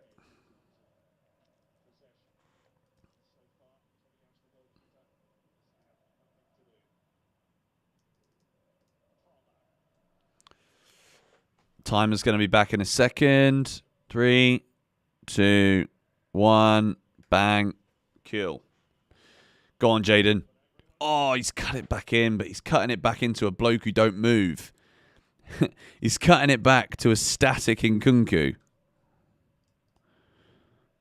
who hasn't touched the ball. In 13 minutes, guys, Christopher Nkunku has not touched the ball once.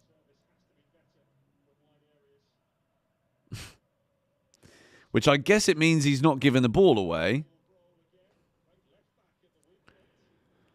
But bloody hell, man. Someone's just called him a pylon. Jeez. Oh, Palmer, man. Gives the ball away. Now Legia on the attack. You know, sometimes, I know it's a stupid thing to say, but there's some games where you feel like if you concede a goal, we actually might play better. Kind of feels like that right now.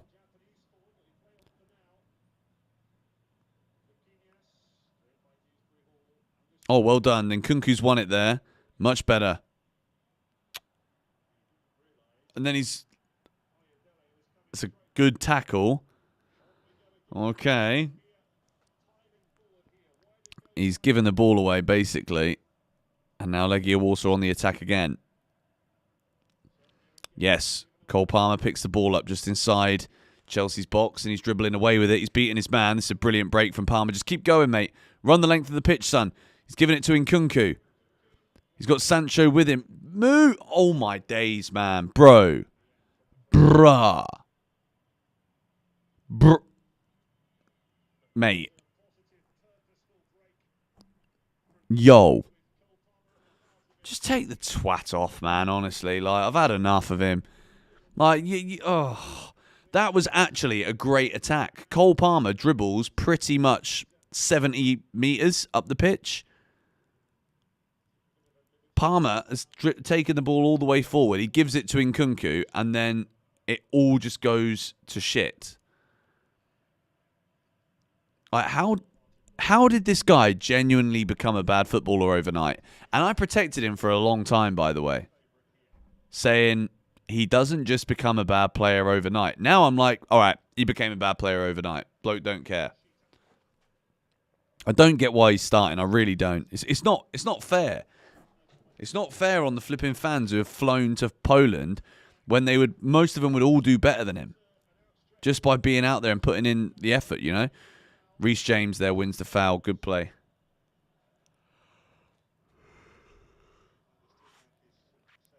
Vic Starr has a better finish.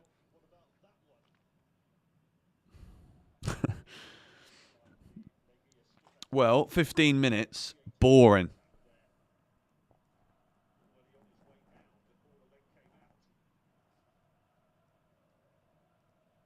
Genuinely one of the worst 15 minutes I've ever seen.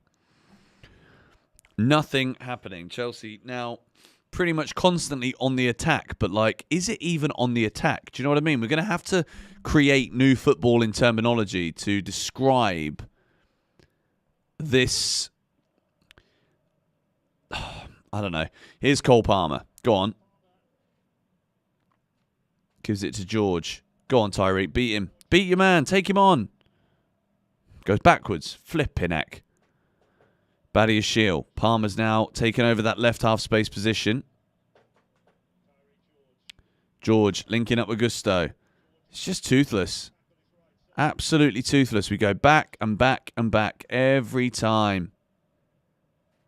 At Champong always looks to go forward, though. I like that. Sancho.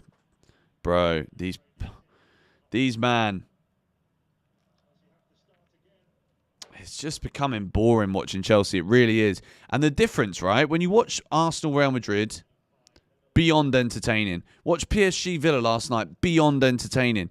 It is just this style of play that is just so boring. And it's not really fair to say that football's dying, because it isn't all teams. Like, there are still some teams actually like playing good football. It's a good ball from Badia Shield.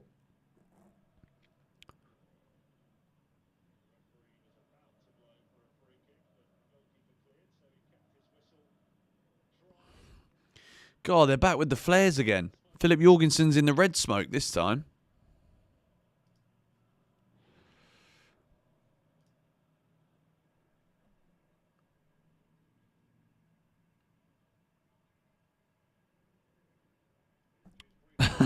Well, I'm glad you guys are enjoying the stream, because we got 1.3k viewers in here now.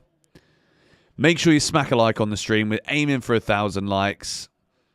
I don't think I can do another 0-0. It's such a typical Chelsea Conference League game. We just have loads of the ball, but don't really do anything with it. It's so frustrating. The Flares have been more threatening to their goalkeeper. Absolute facts, man. We've created an XG so far of 0.04. They've had an XG of 0.13. And we're just passing them to death right now, but there's been nothing really to show for any of it.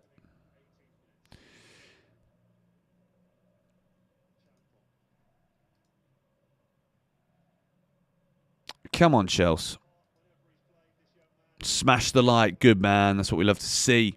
Fans are lively. The fans are very lively, to be fair. At least there's a good atmosphere. They're all going mental as if it's bloody carnival.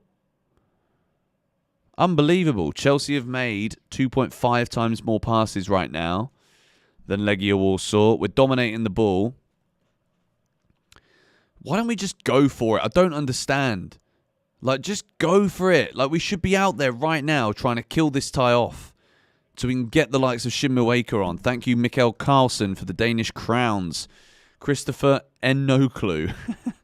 Saudi needed. I mean, that would be a great move for us, really. If Saudi Arabia come in with 50 million, 40 million.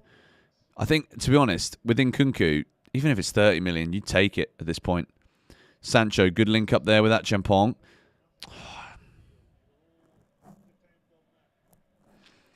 Did I notice that we are playing against a Polish side who are 5th in the league? Well, you didn't watch the match preview then because I've already addressed this in the preview. They're not having a good season. I mean, Chelsea are even higher than this flipping team. And that's to the Premier League.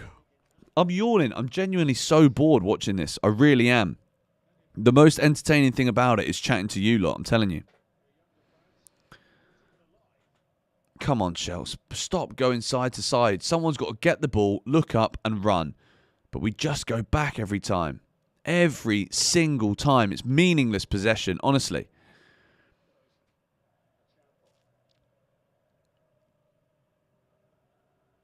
Thank you, PJ, for the £5. Honestly, put James in midfield with Caicedo full time.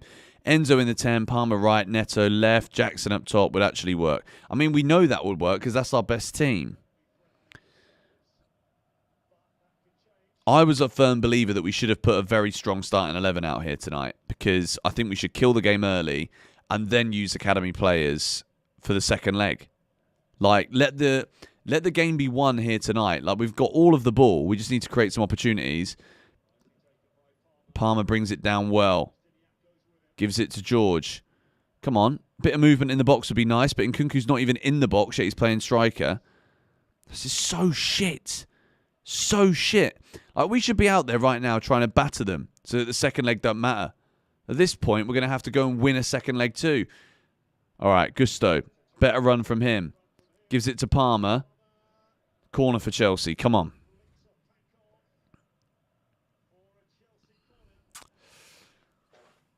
Deary me, man.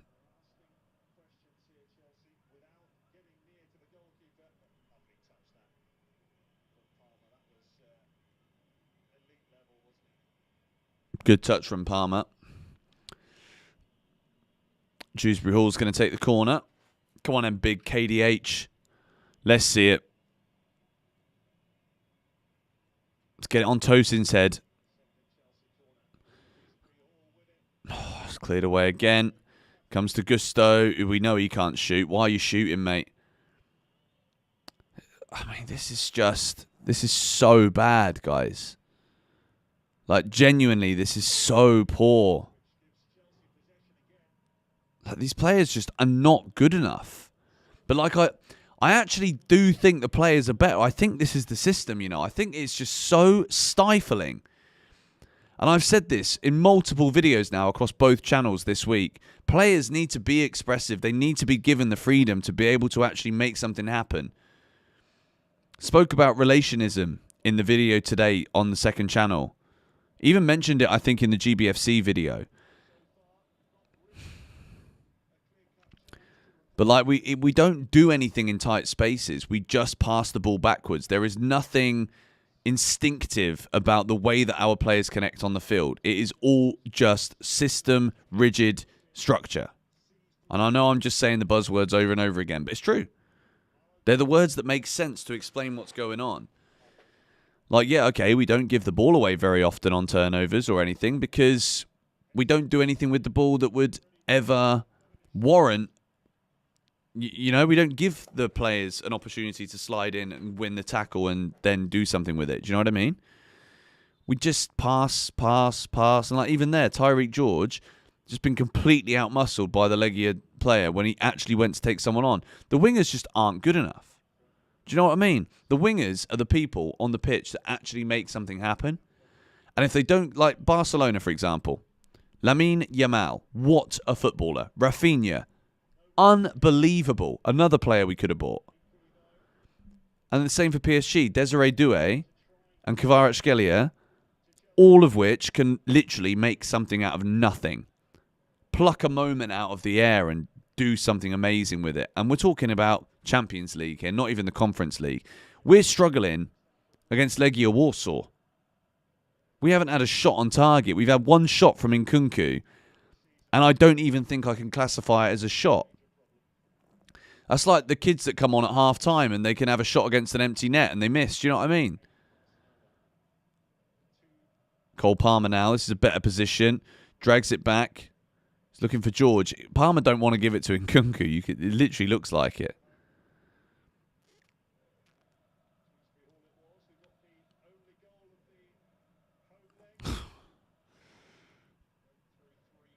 This is painful.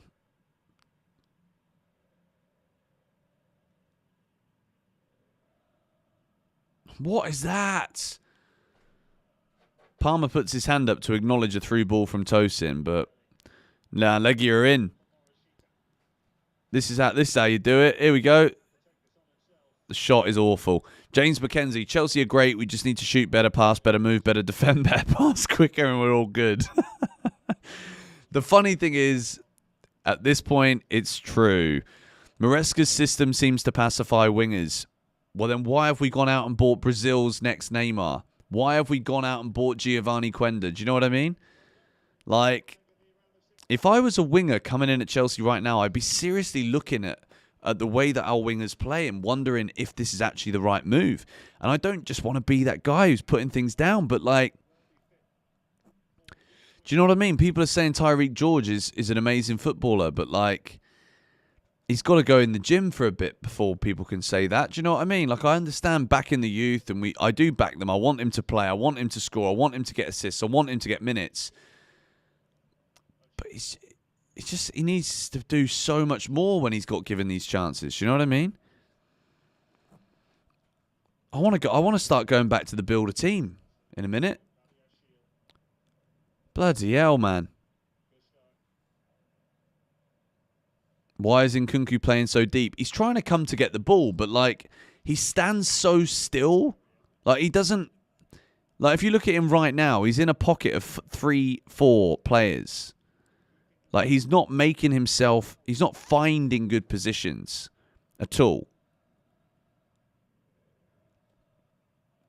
And I know he's not a striker, but flipping Tosin's not a striker, but he scores goals. Do you see where I'm going here? Flipping heck, man. Chelsea corner. Dewsbury Hall trying to make a line-splitting pass, and then we actually just get a ricochet off of a Legia defender.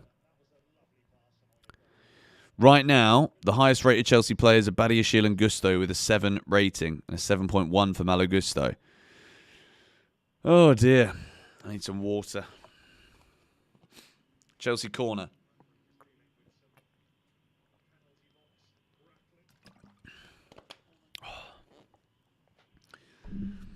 Warsaw going to clutch it. Well, I seriously hope that's wrong.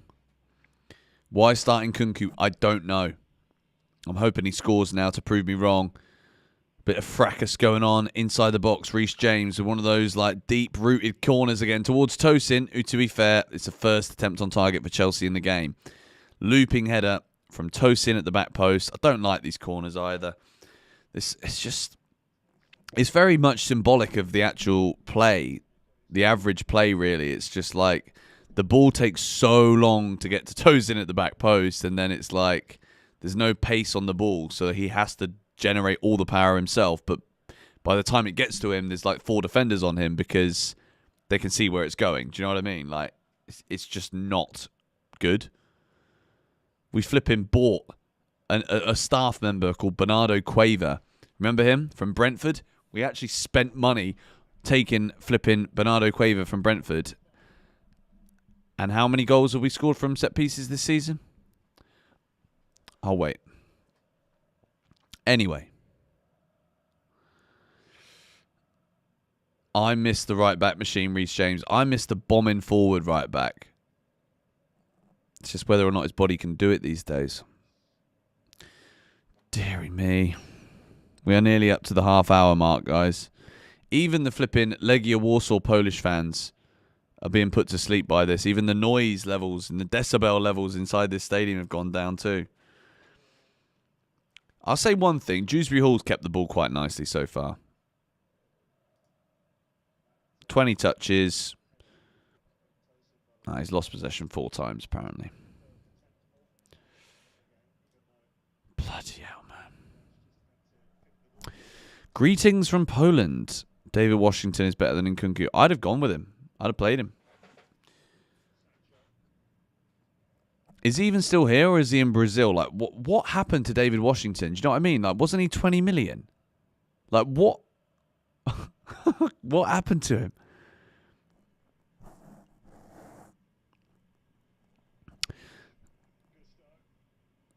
Malo Gusto keeps it in. There's no one there. My word, man. Nkunku does absolutely nothing. Training with the under-21s. But how does he not even make the matchday squad here? Do you know what I mean? All teams know how to play against Chelsea by now. Obviously they do. Like I showed you guys earlier on the graphics where Chelsea, the most passes we've had in matches this season, we've not scored in any of the 3 matches where we've had the highest amount of passes. We've lost one of them 3-0, lost the other one 2-0, and drew 0-0. Like, when we have possession, we don't know what to do with it. It's as simple as that. Thank you, R, for the $2 donation. I can't believe I'm staying up for this, he says. But yeah, if you guys want to see what I'm talking about, just scroll back towards the start of this stream and look at what I showed you earlier about the completed passes from Chelsea. The 3 matches this season where we've had the highest number of completed passes was a 3-0 away defeat to Brighton, 2-0 away defeat at Ipswich, and a 0-0 draw at Everton. Chelsea, when we've got the ball, we don't know what to do with it. Simple as that. Brighton at home, when Cole Palmer decided to be Cole Palmer, when we won 4-2, one of the lowest possession games we've had this season. But clinical. Played a different way that game, didn't we? Because Brighton actually played quite well and kept the ball.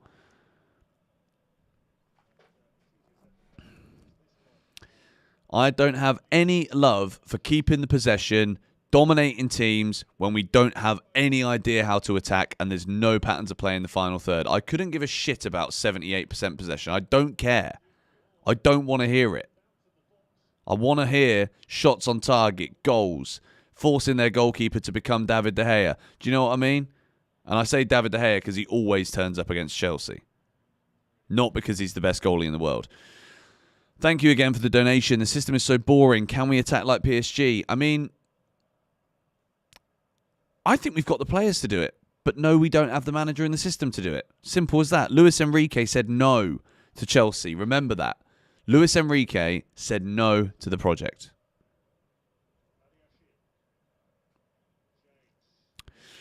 Anyway, still 0-0, and I'm glad you guys are here in the stream. We've got 1,400 viewers right now. If you haven't yet smashed the like button on the stream, make sure you do, and subscribe to GBFC. We're looking for 1,000 likes today. Jadon Sancho now looking to beat his man, runs into trouble again. I am so flipping bored of watching the same shit football from these underperforming average players. Sancho, so frustrating. Nkunku, beyond frustrating. They're getting picked time and time again and doing nothing every time. I don't get it. I don't get it. Lewis, thank you for the donation. To be honest, knowing Sterling is on his way back, I can't deal with a player like Sancho next season. We can't have all these sloths we need to get rid of. Look, I don't think we're going to sign Sancho. Like, we're hearing at the moment that we're going to be keeping an eye on his performances to see if we sign him or not, which basically, like, if Sancho was doing well, then the PR would be, yeah, we're going to sign Sancho, of course. We got this obligation to buy, which is basically an option. Go on, Tosin. Drills it straight at the player. We got a shot. Tosin is the only player to have a shot on target in this half, and that was a header. An awful header. Better from Sancho, but goes backwards again. At Champong. Dewsbury Hall. Someone. Go on, At Champong. Go on. Palmer. Blocked. Dewsbury Hall. Oh! That is a really good effort from Dewsbury Hall. Best chance of the match so far. Kiernan Dewsbury Hall forces a very, very good save out of the Legia goalkeeper Tobias. That was going in towards the top corner. And finally, we've got something to talk about, ladies and gentlemen. It took 34 minutes.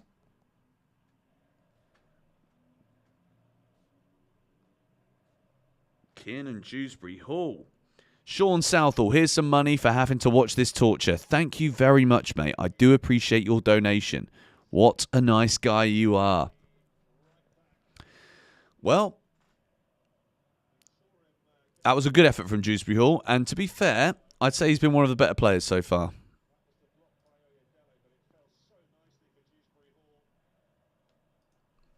Reece James is also doing quite well.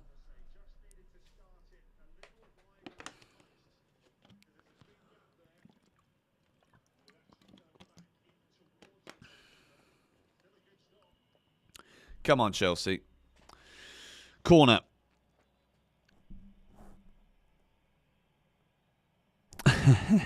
Conference League, Kiernan Dewsbury Hall is growing on me. I'm not going to lie, same here. Malo Gusto puts the ball in. Go on. Oh, we've got to get on that. Nkunku nearly gets on the end of the second ball. And now he's moaning at the referee.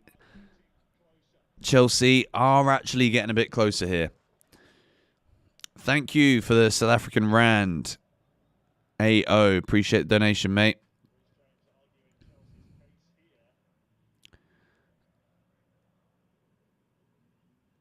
I mean, I think we want a penalty here for something. Malo Gusto has put the ball in. Badiashile wins the header. And then they're absolutely all over Nkunku. Could have been a penalty. At minimum, it should have been a corner. Nothing's given, though. And it's a goal kick. So basically, that's just bad decisions all around, really. All right, we're nearly at 1.6k viewers. Welcome to anyone who's joining the stream. We are 10 minutes to go in the first half. Chelsea with 8 attempts now to the 3 of Legia Warsaw. Legia started the game well. Chelsea have gained control, but not really doing anything with it. Thank you, AO. GBFC, who's Chelsea left winger for next season? Fan since 2020. Thank you very much. I'd like to see Nico Williams sign for Chelsea, to be honest. I think Jamie Gittins is too expensive. I don't think the output is there yet. I don't think he's good enough yet for the amount of money that Dortmund will probably want. Yeah, I think Nico Williams is my shout. My shout is actually, and I said it in the video today on GBFC, sign Osimhen and Delap and put Nicholas Jackson on the left wing. I think Jackson on the left wing would absolutely cook. That video today is doing quite well, actually. Nearly 30k views. Love it. Rodrigo. Yeah, Rodrigo would be unbelievable, but he's not really a right winger, is he? Left winger. I mean, he could play on the left wing for sure, actually, yes. Rodrigo would be a dream signing, really. Proper winner, elite footballer. Oh, Reece James. Not far from the top corner. Chelsea's captain having a go. That's what I want to see. I want to see someone having a shot.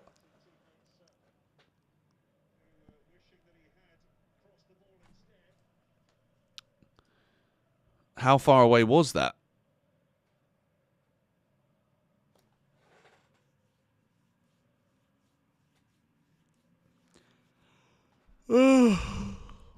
That is a big yawn. Blimey. That is a serious yawn. Garnacho, no, I don't want to sign Garnacho, man.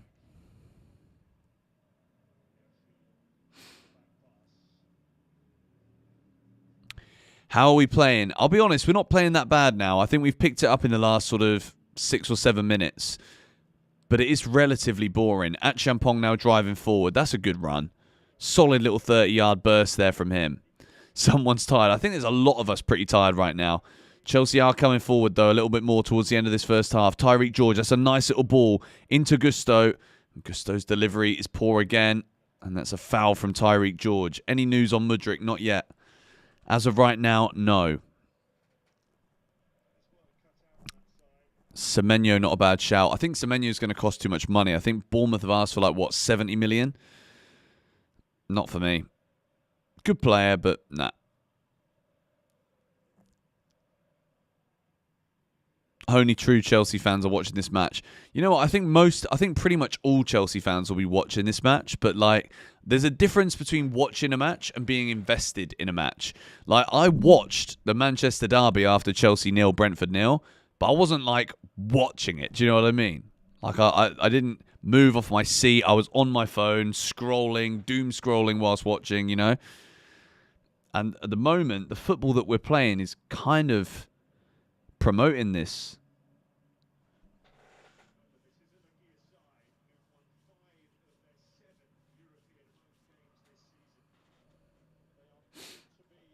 Callum Wilson next season. Oh, do you think they're going to sign him again? How much do I think Chelsea will pay for Nico Williams? Doesn't he have a release clause? Here's Palmer. Oh, Palmer's not on it either. He just can't be bothered in this competition, can he? George is quality. I've not seen anything to suggest that in this game so far. Not going to lie.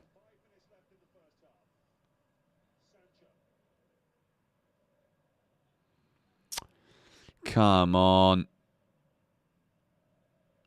Literally, if I was to do a 6 things we learnt video from this first half, I don't know what I'd say. I really don't know what to say.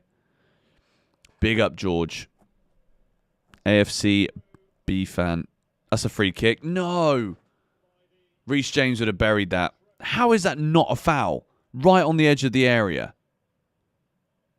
I think we're going to score before half-time, though. I'm telling you now. Tyreek George gives it to Nkunku. He's got Gusto on the overlap. Finds him. It's a pass completed there from Nkunku. Now Reece James. Oh, he goes sideways. Sancho. Thank you, Kufra Nichols, for the donation. Gusto, another shocking cross. Problem is the system and not the players. No, I agree. I think we got some good players. I think the system's just awful. Look at this. So many of you move for him. It's good from Sancho. Oh, man. Another corner for Chelsea.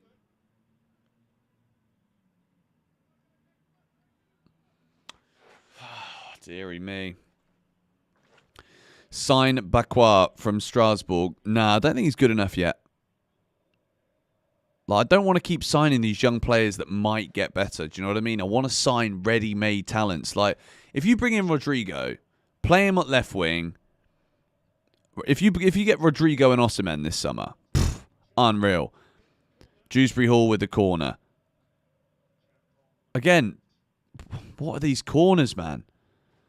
We're all over them right now, by the way. Absolutely all over them, for those of you unable to watch the game.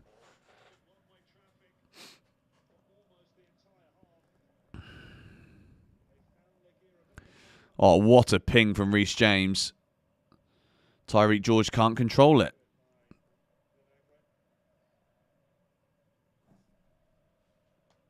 Come on, Chelsea.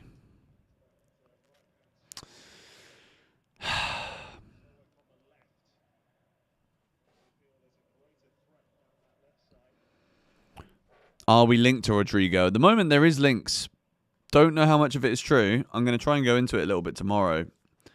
Because I think this game again today, guys, is just showing that the wingers aren't good enough. Tyreek George isn't good enough yet. Jadon Sancho, period, isn't good enough. Like, we need new wingers. I miss Mudryk, man. I want to see Mudryk play. But I don't think he's ever going to play for Chelsea again.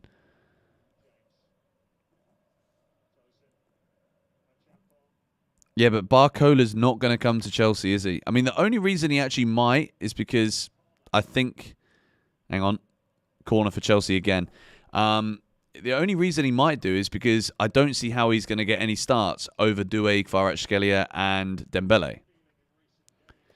Thank you, PJ, for the donation again. Triple sub at halftime. Neto for Sancho. Enzo Caicedo for Gusto. James to right back. Like, I don't see why we're still going with this James in midfield experiment. We don't really get anything from it. Gusto. It's another such a poor ball. Such a poor ball. Like, Legia cannot get out of their own half right now. But Chelsea cannot do anything with the ball. We are so bad in the final third. It's painful. Like, actually painful. If you look at the stats, guys, 2 shots on target, 9 total shots, 0.44 XG from 9 total shots. Like, we're not creating any good chances. Charlie Masonda for left wing next season. Thank you for the donation. Jackson's got to come on. We've got to do something. We've got to do something. We are into the final minute of normal time here in the first half. And to be fair, this halftime show, there's nothing to talk about. There's absolutely nothing to talk about. Obviously, I'll do my best, but maybe the fact there's nothing to talk about is what we talk about. Wage cap, 150k. Yeah, that is the problem. Unfortunately, we need to break that flipping wage cap if we want to be serious and stop playing like this trash that we're playing like now. Palmer. Now Sancho. Does that little thing where he like rolls his foot over the ball at the front but then does nothing with it. Goes backwards. Badiashile. Now Gusto. Back in that number 10 role that he's so well known for. Badiashile, come on. At least Badiashile actually looks forward and tries to make a pass in the right direction. At least tomorrow's Friday. 1 minute, I think, of added time. Shouldn't be any, really. We're into the final minute now before half-time.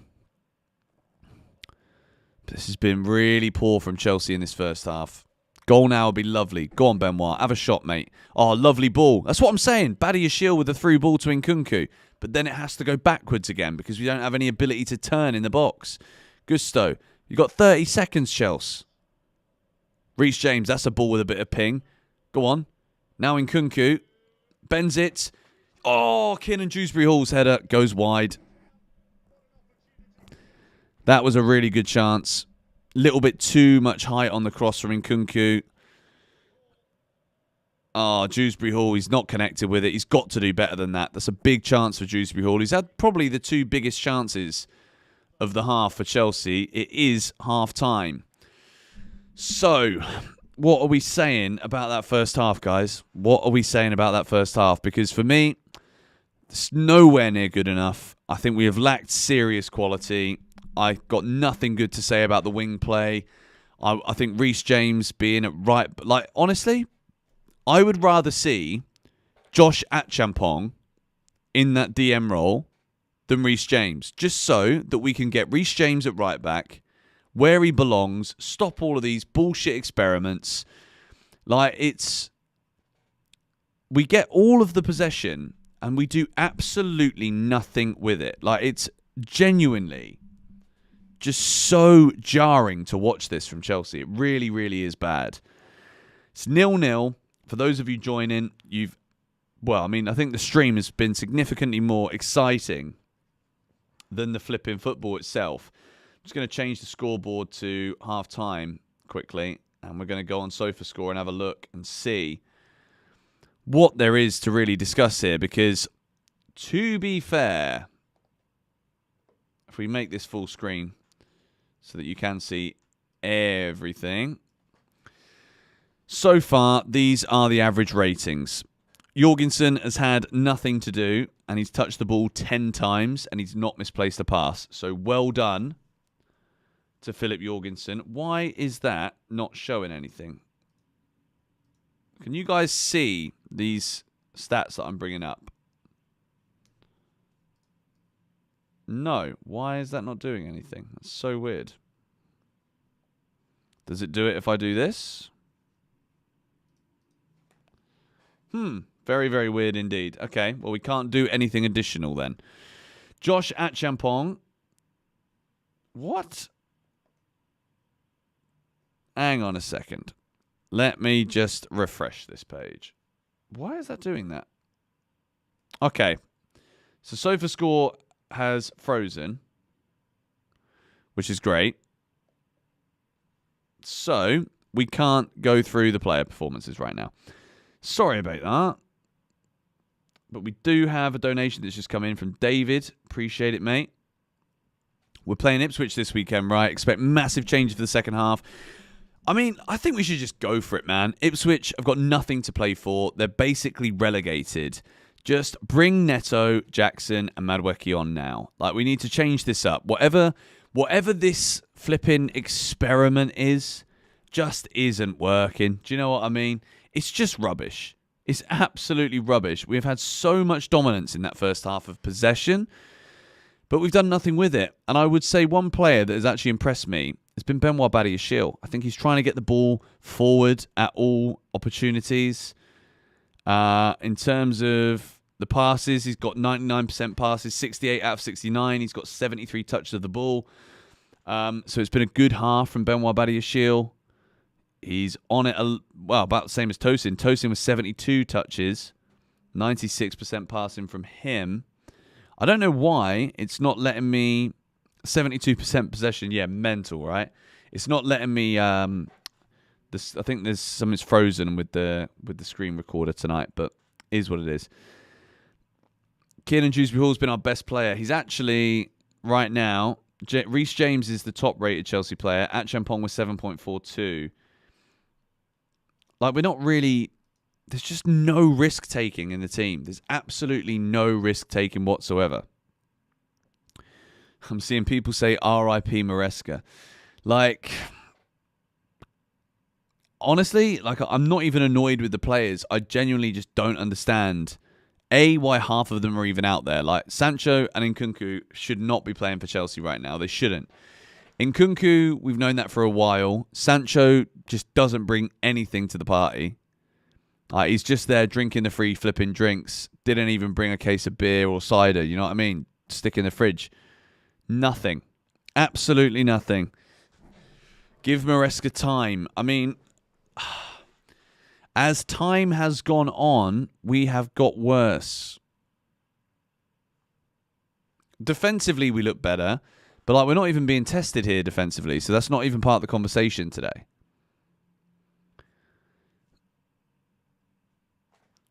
Okay, I'm going to ask you guys on a poll now.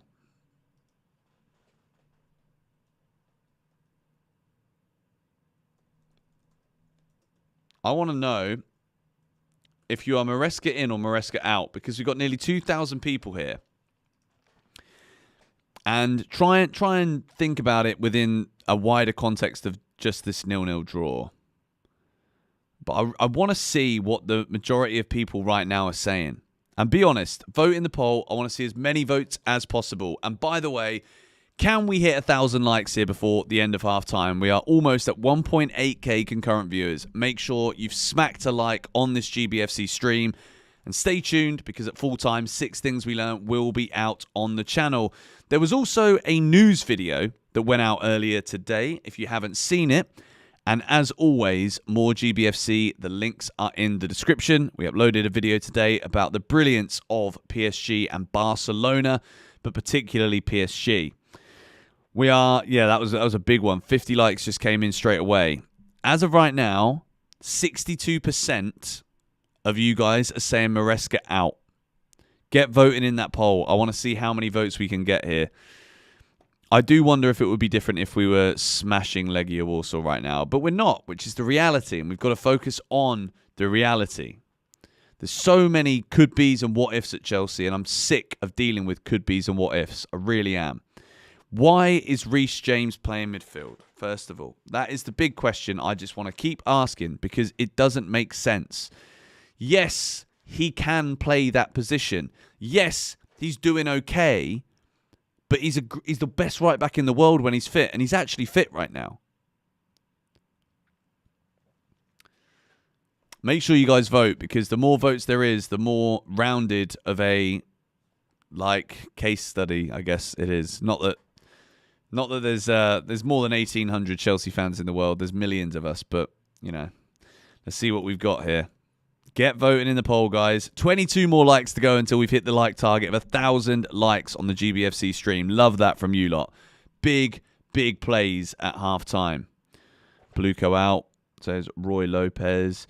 Selection is weird. It is just weird, isn't it? That's the thing. What is my take on this? Our first half of the season, we had a memory of Pochettino football. The minute Maresca introduced his style of football, we lost games for fun and we're boring. I've said this on the channel myself. And I think fundamentally, it's not even just an opinion. It is technically true.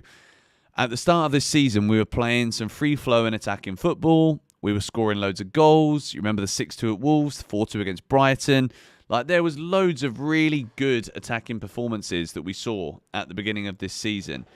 And now we get loads of the ball but do absolutely nothing with it. And I don't understand what it is about all of these players that we've seen that it's just become bad overnight. Do you know what I mean?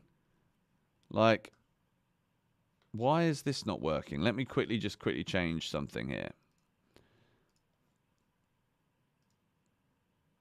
One sec, guys. That's not the one. Is that the one? Done. Can you see it? Yes. Okay, we're back in. Back in business. This is the official ones at halftime. Benoit Badiashile, interesting. Basically playing the game as if he was a left number 8 for Chelsea right now. Thank you, Adrian, for your donation. And if you look at Tosin as well, same time, like, look at the average positions of both of these players. Like, we're literally playing the whole match in their half. I want to take a look at the average positions here for Chelsea because, like, what is this? Like, what does this represent to you guys? Like, I really want to know. I really want to know. It's just very confusing. It's very, very confusing. Cole Palmer's been everywhere trying to make things happen. Where's Nkunku? Like, Chelsea's striker has 4 players ahead of him on average. Like, thank you, Kufre, for the donation again. How is Nkunku this deep? It's like Maresca is picking him as a striker, which he knows he's not a striker. Maresca knows he's not a striker. And it's almost as if Nkunku is like, well, you know I'm not a striker. I know I'm not a striker, so I'm not going to be the striker. Why are you playing Nkunku? Make that make sense. It's literally the phrase of the week. And by the way, shout out to all of you that watched the stream against Brentford and are watching this one here today against Legia Warsaw, because that is 3 0-0s that we have in a row on the GBFC watch-alongs. We've missed a couple of donations. Thank you very much to anyone who's just donated here at halftime. But as of right now, I think we're going to score. I wouldn't be surprised if we score a couple, because Legia Warsaw are just not very good, are they? They're genuinely not very good. But yeah, let me know what you guys are saying with this vote. We're nearly on 1,000 votes here. Maresca in or Maresca out? 60% right now of the GBFC audience watching this watch-along are saying Maresca out. And that's not me saying it. I'm still Maresca in, by the way. Because the moment I'm out, you guys will know I'm out. And he's walking a tightrope with me at the moment. He really is, particularly after that Brentford game. But bloody hell, is it boring watching us, seriously. And entertainment for me isn't the priority. I just want Chelsea to win. I don't care how we do it. I just want us to win. And at the moment, 0-0 draws against Brentford, they're not going to cut it. That isn't going to get us the top 4. Particularly when we've still got to play Man United, Liverpool, Newcastle, Nottingham Forest, Fulham away. That's going to be a flipping tricky game. They beat us at Stamford Bridge. They just beat Liverpool. And they could have had more goals last week. Fulham, fantastic. So, what do we do from here? Like, I don't know. I think we need to make changes here at halftime. I think Jackson's got to come on. I think Neto's got to come on. I think Neto, Madueke, Jackson have all got to come on here for Chelsea. I think it's important. Make sure you subscribe to the channel. If you do want to do something at halftime, you can go and watch the news video today where I talk about Osimhen and Liam Delap. That video is doing really well on GBFC, but make sure you go give it a watch. 6 Things We Learned will be out straight after full time as well. So don't go anywhere. I know this is an early kickoff and there's Europa League games tonight, but make sure you watch the game watch the game, watch the review on the channel. Mark Cucurella, yeah, Mark Cucurella would be an important player to come on. I'd just be a bit worried about him getting injured. Because we don't have any left backs. Luis Armendaris, Maresca out for another shit coach with potential. That's the problem. It's kind of right. That's also why I am still Maresca in. Because I do think there are very few coaches out there. Like, I don't think we're going to get a manager. Do you know what I mean? I know I call him the Chelsea manager because technically that is what he is. But realistically, he's just a coach. Like, Unai Emery is a manager. He has a huge say in what goes on at Aston Villa. Yes, he's obviously got restrictions because they can't spend loads of money. But, like, he's not just a coach. He's got such a bigger role than that. Maresca is just a coach. He's going to be told, you might want this guy, but you're going to get this guy because his wages are lower. You're going to get that guy because he could be good, and the data tells us that in 5 years' time he's going to be better than Ronaldo. Do you know what I mean? Like, it's just so stupid. It really is stupid. And it's sad more than anything else. It really is.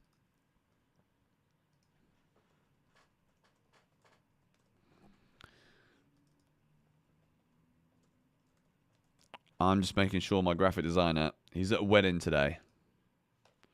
He's not been responding to my messages, so I reckon he's gone AWOL. Which he better not have done.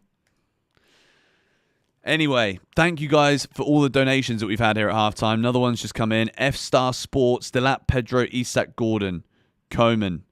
Delap / Okay, I kind of understand where you're going with that comment. Alexander Isak is the dream, but I just don't think we're going to get him. The players are back in the tunnel. That felt like the quickest halftime ever. John Terry, new Chelsea manager. No, he's not ready for that yet. Obviously, he wants the job one day. The Legia players are coming out now. Well, we do need a big second half. I'll tell you that much for free. All right, Chelsea players. Gusto giving him a little bit at halftime. Levi Colwill is coming out for the start of the second half, so it does look like we're making changes.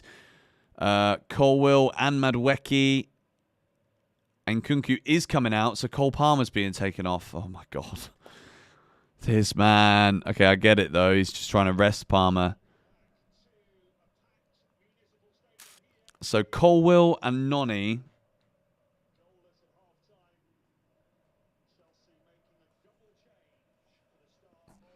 Okay, so who else is coming off? Thank you, Fiery Wolf Gamer, for the £2 donation. Xavi, Maresca, or Enrique. Enrique all day, bro. I love the way he sets his teams up.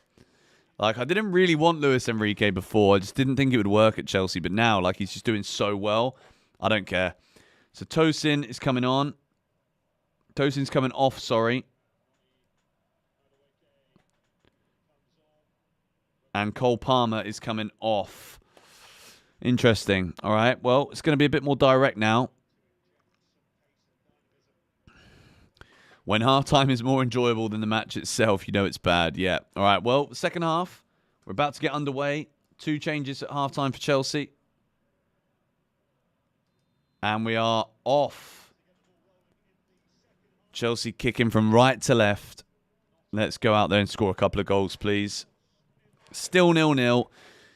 And it is now 135 minutes plus all the added time of football without goals. And I know there was, 10 minutes of added time against Brentford or whatever it was? Come on, Chelsea. You can literally see they got a 5-4-1 Legia Warsaw. They know that is how Chelsea struggle.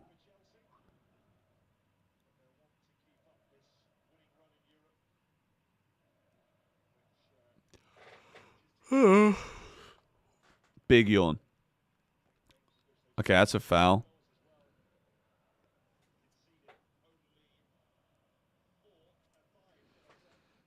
I want to see Reece James shoot from here. It's a lovely little touch from Tyreek George, and then Nkunku's tripped.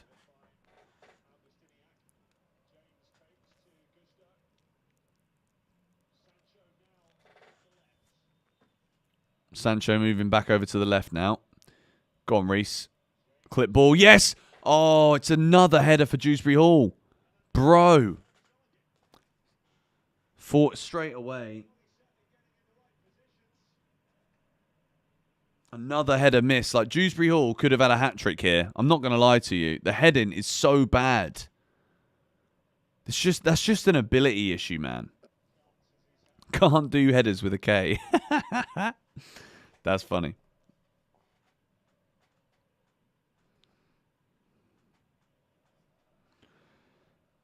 And I think Dewsbury Hall's football IQ is good, but his actual execution of the ability that a high IQ gives you the position to be in is not good enough.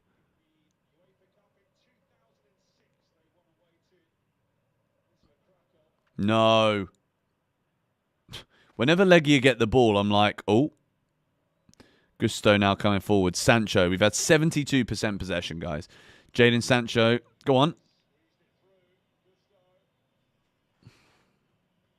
Go on.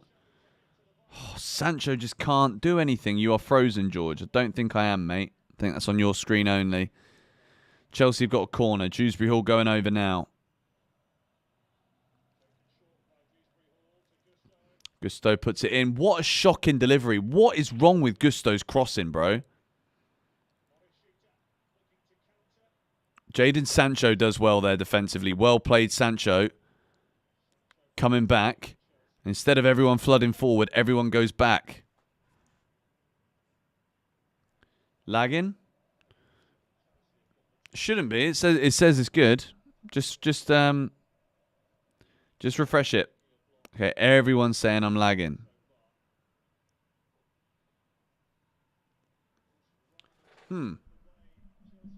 Should be okay. It says I've not dropped any frames.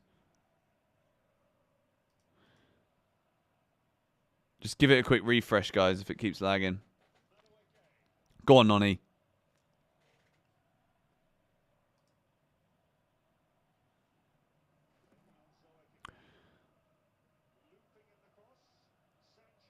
Come on.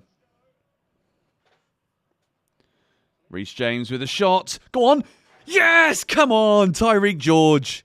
Get in. His first Chelsea goal. I am delighted for the man. Get in. 1-0 to Chelsea.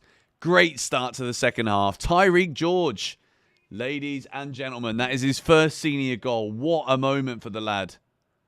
That is massive. Get in.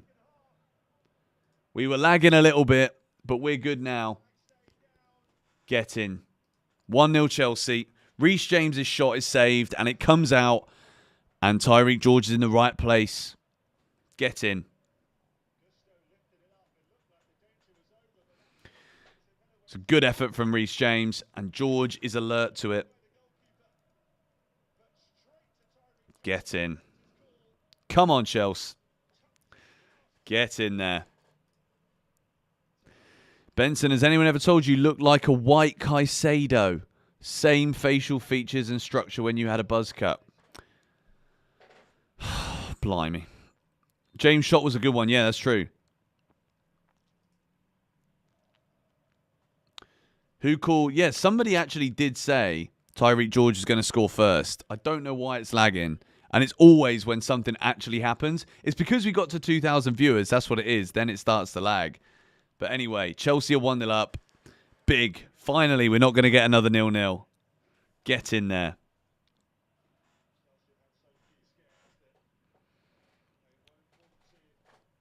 And the lag is back. Why is it lagging? Yeah, the actual connection is bad. I don't know why. All right, it's 2,000 of you in the stream. Nice one. Come on, Chelsea. We've got a defender corner now. Celebratory lag. It's always the same. Whenever we get loads of viewers in, there's always then an internet issue. It's so weird. And then people leave because of the lag. I don't get it. It's just a bit unfair, really. Bad luck.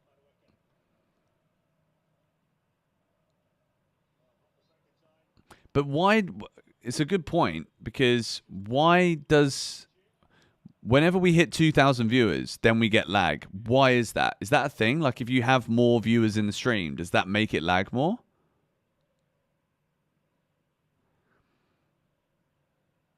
It's weird, isn't it? I'm absolutely delighted for Tyreek, to be fair, because I think I've said he needs to do more. And I mean, that is more. That is scoring a goal, you know? Like, that is what you want your wingers to do. And he's in the right place there at the right time, and he puts it in. My internet's amazing. It's 600 up and down. Like, that should be more than enough to do a flipping live stream on YouTube. Guys, smack a like on this right now. We're nearly at 1,100. Badia Shield doing really well there. Go on, Tyreek. Go on.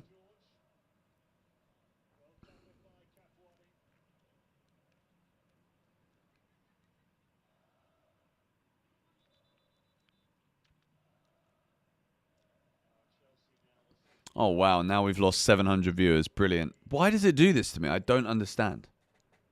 I really don't get. Whenever the stream starts to kill it, everybody, it just gets lag. It doesn't make any sense. No sense whatsoever.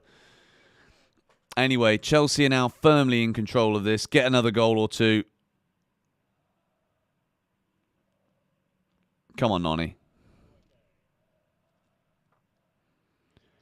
Yes, good. Dewsbury Hall. Nonny, get back on side, man.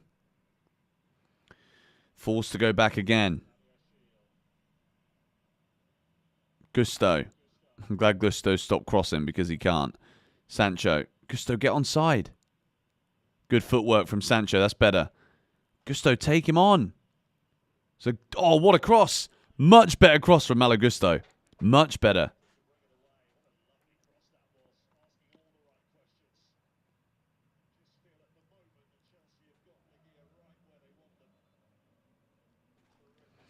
Come on.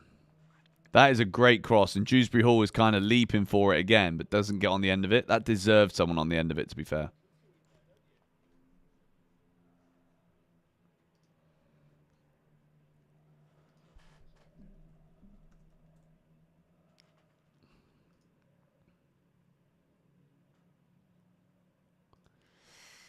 Yeah, who was it that called Tyreek George to score first? I think there was quite a few people saying that in the stream.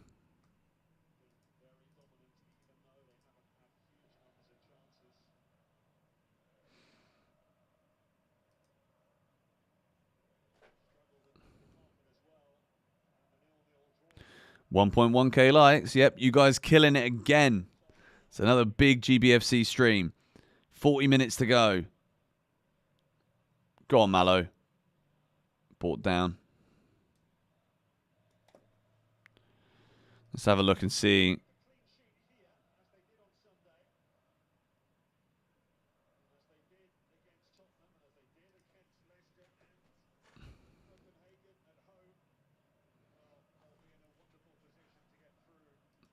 Let's actually have a look and see. Clean sheet-wise, right? Wow. We have not conceded a goal. Okay, that's a lie. We've only conceded one goal in the last 6 matches if we keep clean sheet here.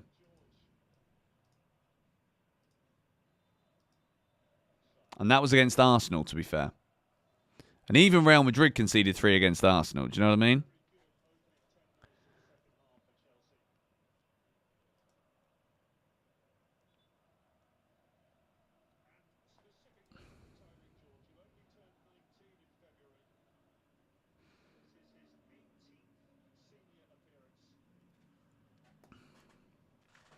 How many have we scored? Not many, to be fair. 1 against Leicester, 1 against Copenhagen, 1 against Tottenham. So it's only 4 goals in those 1, 2, 3, 4, 5, 6.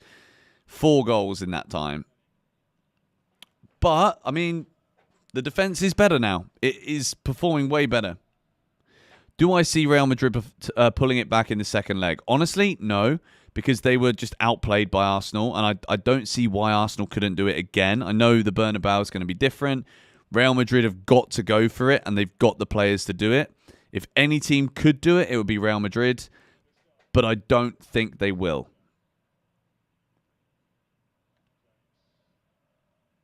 Bodo Glimt to 1-0 up against Lazio. Wow.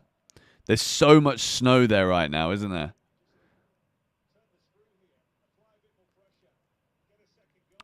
Would I take Kyle Walker? No, I think he's past it. Like, there's a difference between experience and players that have, like, peaked.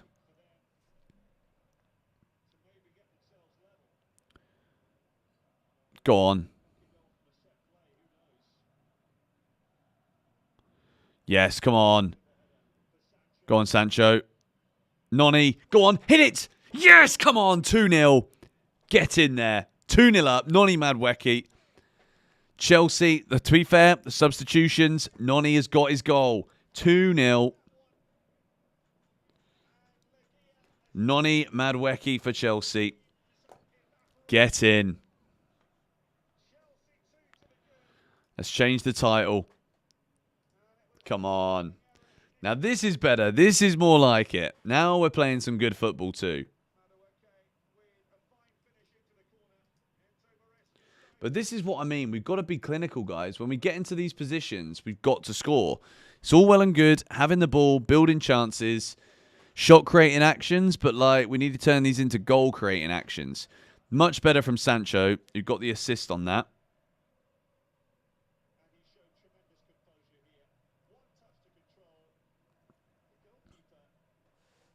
Two-0 up. That should be the tie now, really. Because Legia Warsaw have offered nothing. Jorgensen's not made a save. I can't believe this is the quarterfinal of a European trophy, you know. Sancho to Noni. That's good. Two players that needed something like that. An assist for Sancho. And he's got his first in the Conference League. Reece James is now coming off. I think that's good as well, to be fair. Protecting him a little bit. Cucurella getting another half an hour. Brilliant. This is good. Gusto now moving back to the right. Cucurella will be on the left. Much better for Chelsea. Much better. 2-0 up now. Now we can cruise in the rest of this second half. Let's go get a couple more, to be fair.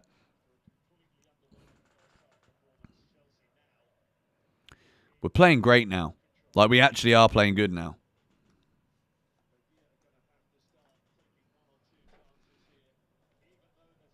Up the Chelsea. Make sure you subscribe to GBFC, guys. Make sure you smack a like on the stream. We are in business. Goals are flying in at the start of this second half.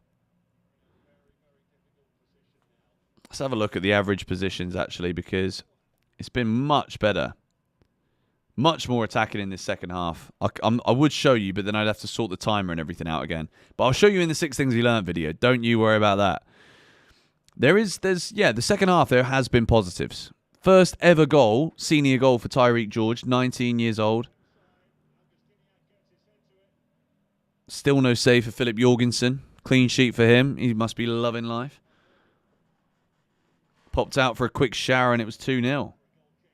I want 3. I want a few. I want a couple more here. This is what I wanted the first half to be like. I wanted us to take a big lead, go to Stamford Bridge, start Shimueka, start Samrak Saki, keep Tyreek George in there. Better from Nkunku as well. And he's given one to George to run onto. He's done well there, George. He's balling out there now. It's good from George. Nkunku. Nkunku to Cucurella. Even Nkunku's starting to ball out there now.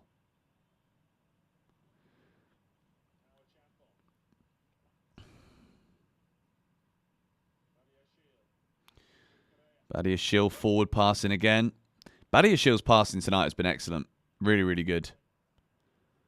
Second half Maresca tactics. Yeah, I mean, he's been much better in the second half. Much better. Oh, could they get shot in? They have, and it's gone out for a goal kick. Things you love to see. All right, we're at 321,166 subscribers. I reckon we can get to 321,200 subscribers by the end of this stream. It's Legia Warsaw FFS. I mean, but like, what do you want? You want it to be Real Madrid 0, Chelsea 2? Yeah, I'd like that as well, but it's not. Do you know what I mean? Like I said it in the preview, it's kind of... It's kind of embarrassing, but we're in it and we just got to win it. Do you know what I mean? So make sure we flipping get into the top table again next season, finish in the Champions League places, and then make sure we flipping win this competition. Simple. Yeah, no, I wouldn't write Real Madrid off. But I think if it's 2-0 Real Madrid at half-time, game over. I think Arsenal are going to lose. Go on, Noni. How? Oh, he's offside. No Palmer, no party, people are saying. Palmer's fallen off. Can you elaborate on why Sancho gets so much hate? Because if you're a winger, you've got to be able to beat your man and take players on. You've got to be able to cross. And both of those things, Sancho has not been doing very well whatsoever. So, yeah, like he gets so much hate because he doesn't do his job very well. He's got an assist here today for Noni. It's a nice pass. It's good. It'll do well for his confidence. But he needs to do this often. He needs to regularly provide assists for his team if he's not going to score goals. He doesn't shoot often enough. Now we do actually see him on the ball again here, Jadon Sancho. What's he going to do? He's cut in. That's much better. That's great from Sancho. You see, I'll give him flowers when he deserves it. He cuts in there. Good footwork. Gets a shot away, and it's well saved from the Legia goalkeeper.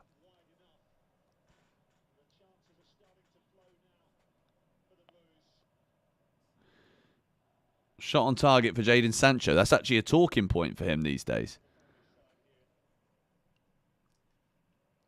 Much better, though, for Chelsea now. 2-0, and we could have a few more here if we go for it. I say we could have a few more. It could be 3 or 4.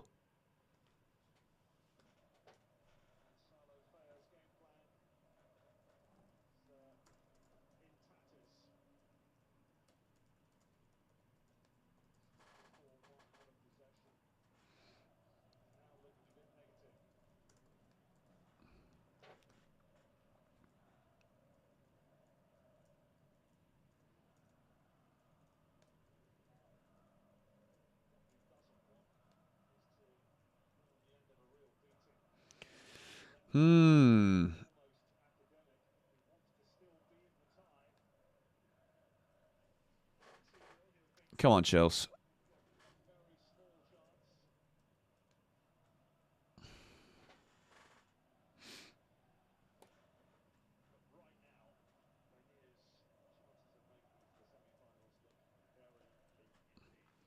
So far, I think I've got 3 boxes for 6 things we learned. No beers. No, I don't really drink these days, man. Just not really feeling it. Badiashile again. Badiashile is having a flipping blinder here, quietly. I know he's not had much to do defensively, but the forward passing. Sancho, yes. Cucurella, this is much better. Great block. But Sancho again, that's it. Timed better. Much better from Jadon Sancho here. Cucurella's shot is blocked. Noni would be scary at PSG. It's interesting, isn't it? Like this, it's just like, it could be a fun little stream actually to do like the what if. Greek Gaddafi, what, why can you only ever say R.I.P. Maresca? I don't understand.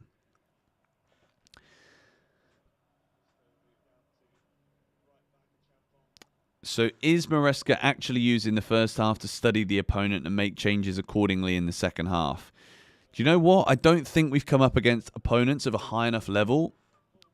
And to be honest, like in the Premier League, that's not going to work. I'll tell you right now.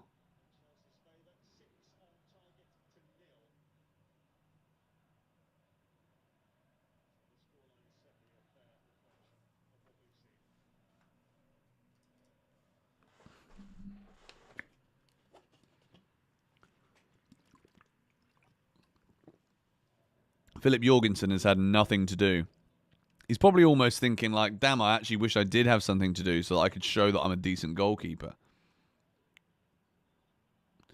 Putting a bit of pressure on us here. Chelsea playing out from the back nicely, though. Dewsbury Hall, that's a hospital pass.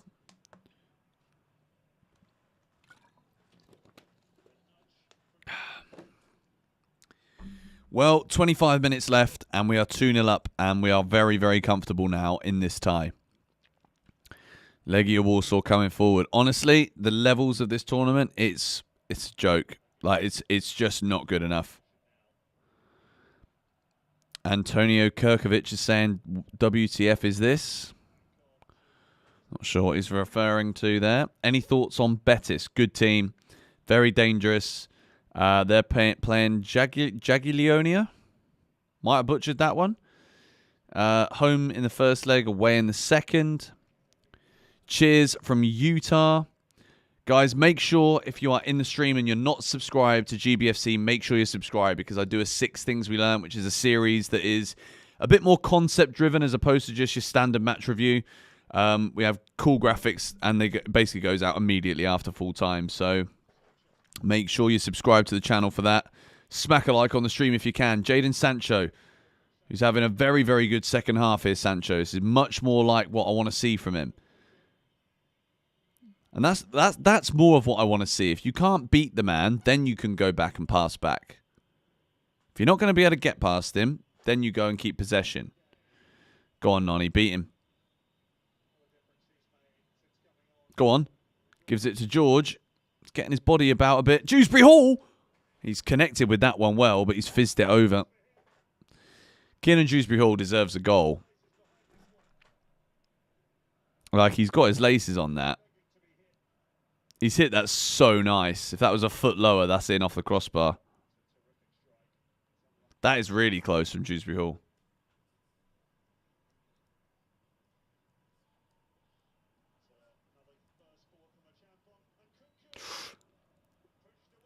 Save Nkunku. Nkunku nearly getting his customary goal in the Conference League there. It's a good effort. I actually think it's a bad effort, really. And the keeper's expecting more on it. But it's a shot on target. Glimt are 2-0 up now. They're a good side, Bodo Glimt.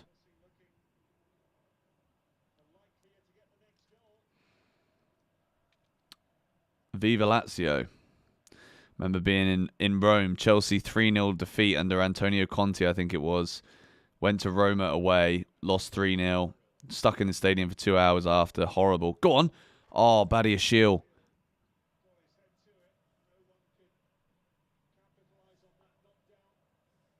At least it's an effort. Yeah, not bad.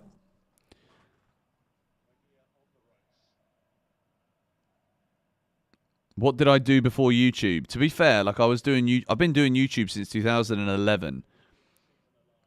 Like I was yeah, one of the originals, not like the originals, you know what I mean? But like 2011, it's pretty early. I think a lot of the people that you watch online now probably started in 2011, 12, 2010. So I've basically done YouTube my whole life, really. And when I started YouTube, I had a BlackBerry phone.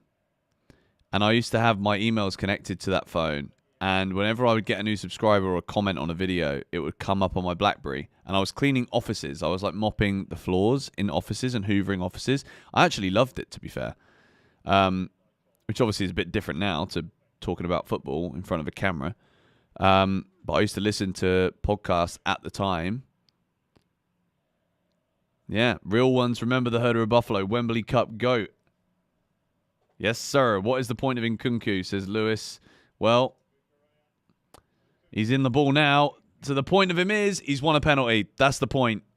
Is that a pen? Surely. Penalty. It's a penalty. Chelsea got a pen. So Nkunku wins the penalty, and I think he might score it, you know. And this is a chance to be 3-0 Chelsea. I don't know if that's a penalty or not. He's kind of like... He's pointing everywhere. This referee, honestly, this competition's a joke, man. It's a free kick, actually. This shouldn't be a penalty. It's a free kick. But what is he given? It's a free kick outside the box. Okay, so it's not a penalty, which means... I mean, Nkunku could still take the free kick, to be fair. It's not a pen. It's going to VAR, guys. And it's not going to be given because it was not in the box. They've got the VAR. If this gets given as a penalty, it's definitely not a pen. It's definitely not a pen.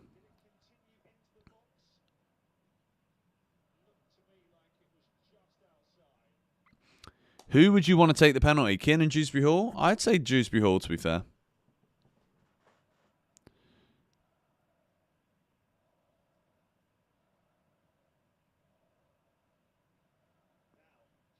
Oh, that is a penalty on Dewsbury Hall. Oh, I do love the old video assistant referee. So it looks like it's a penalty on Dewsbury Hall. Okay, I need a pee. I'll be right back.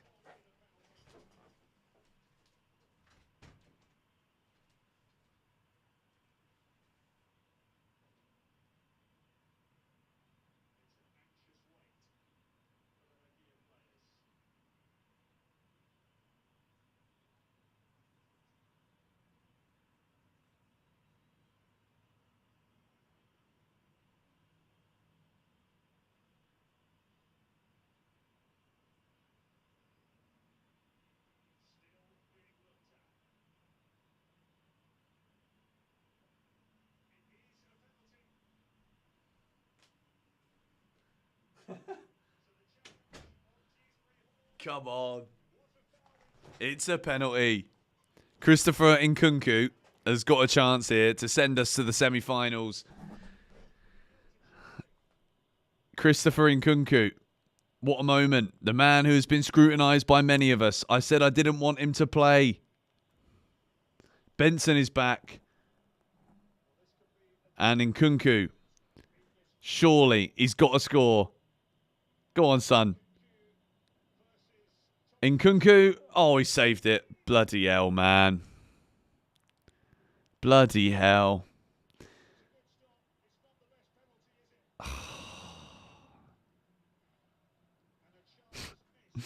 Oh, dear. Deary me, man. Come on, we're still on the attack. Go on, Sancho. Much better. Yes! Come on, 3-0. That is a great goal. That is a great goal. Forget Nkunku's penalty miss. Noni has a second, and it is 3.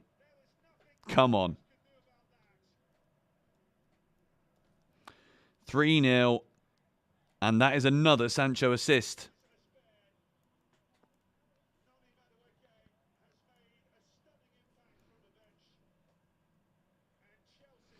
Come on. We are cooking, ladies and gentlemen. And we're back to up to over 2,000 viewers as well. I can't believe Nkunku missed that penalty. But it is now looking like a formality for the return at Stamford Bridge. Well, 6 things we learned is going to be a good one tonight, ladies and gentlemen. We have finally got something to shout about. I know it's only the bloody Conference League, but come on. Can I like Kiernan Dewsbury Hall? I mean, I think we got to talk about him, really, don't we? Because, I mean, he's played well. Madweki now into double-figure goals in all competitions. All right, Shin Muweka and Matisse Mugu are coming on. Pen Merchant Nkunku. Amugu's coming on, guys. We are going to see Matisse Mugu for 15 minutes and Shimera Muweka. Tyreek George's first goal and he comes up. This is actually great. This is brilliant. This is excellent. I'm delighted with this. Absolutely delighted. Very entertaining second half. So much more entertaining.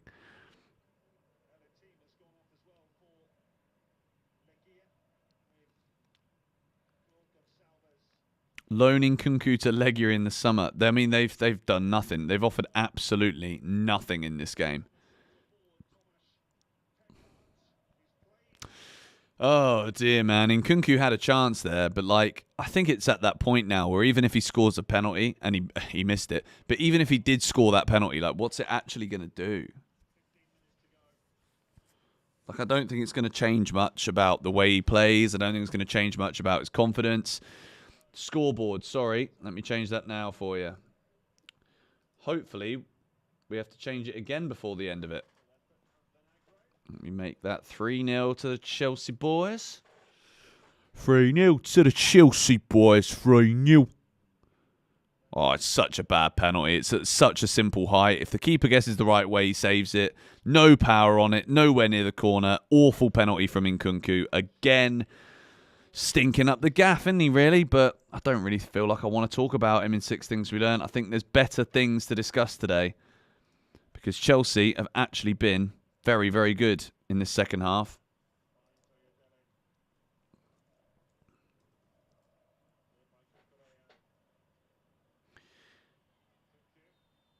And Nkunku is at least like fighting a bit more in the second half, though.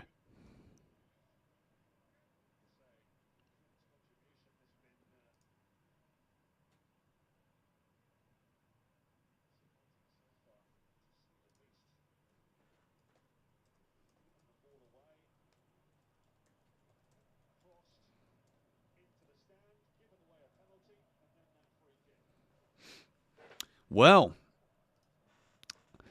this is looking so much better now, isn't it? So much better. Can Chelsea go forward and get any more goals? A goal for Shamera Mueka now. And we are really having a field day.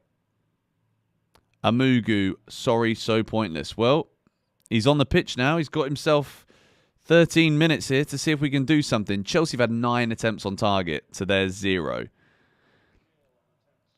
Christopher Nflunku. Noni Esteval on the right next season will cook. I mean, Noni's out. He's done very well since he's come on here. Nkunku with the flick.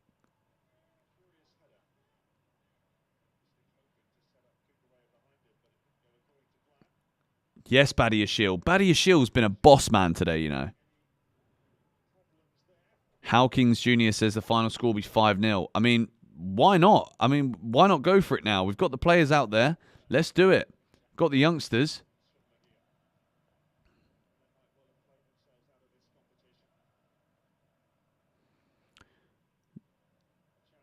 Champon going forward again. I liked his performance as well, to be fair. Sancho with double assists for Noni.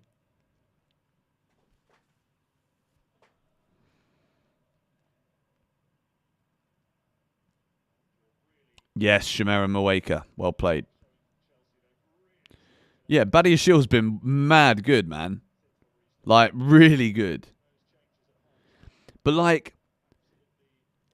But you can say it's his level against Polish plumbers. It's not that. It's more what he does when he has the ball. Like, he's just pulling the strings with some of these passes, trying to thread it through, break the lines, find the players making the movement. Like, players that weren't making movement in that first half. Now, we're seeing at least a little shift to the side, you know? Fair play to the Legia Warsaw fans for giving it everything as well, because they're still singing.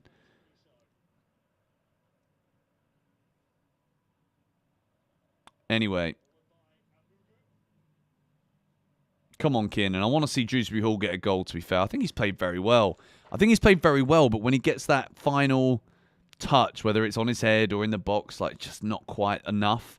Guys, if you're in the stream, make sure you smack a like on it right now. We've got 1,700 of you in here. Chelsea are 3-0 up. Smack that like button right now. Subscribe to GBFC, because 6 Things We Learned is coming out very, very soon. We've got 10 minutes of the game left, and then we are going to smack that video into your subscription feed. I'm getting tired. I don't know what I'm talking about at this point. Dewsbury Hall appreciation. Smack a like on the stream. Let's go.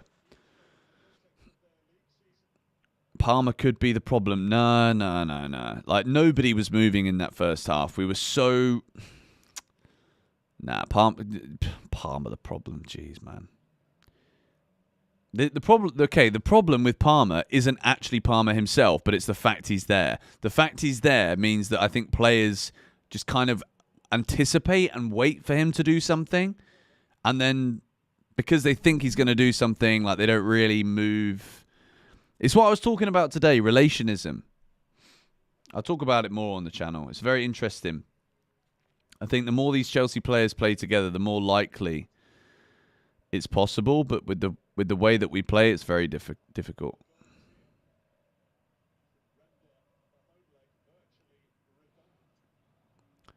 Go on, Chelsea. Get another one.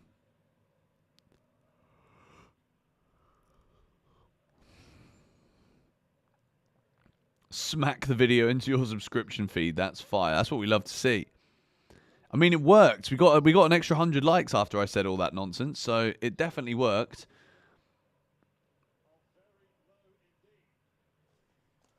Don't get overexcited. I mean, look, why not, mate? Why the bloody hell not? We've got Jadon Sancho on a hat-trick of assists. Noni Madueke is on a hat-trick here in the second half.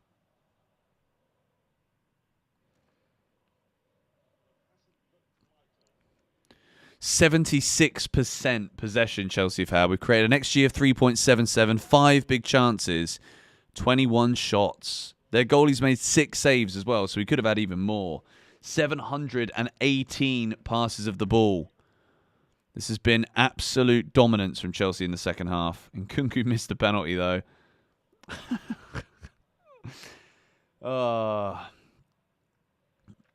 And Legia Warsaw's highest rated player is now coming off. It's weird, isn't it? Because, like, they're in a quarter-final of a tournament where the final is in their home stadium. Their fans put on a flipping pyro display before kickoff, and they were probably thinking, right, we can get at Chelsea here. We can scare them, frustrate them. And then Chelsea have just come and been like, nah.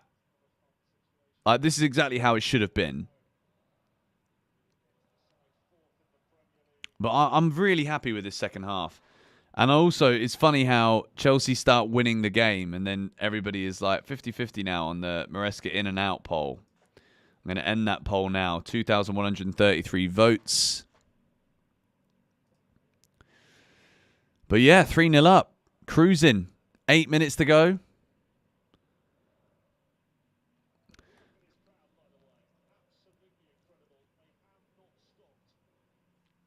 Smack alike. Let's go. Go on, Chelsea. Here we go. Noni Madueke. Can he get a hat-trick here in the Conference League? Go on. Shimaweka.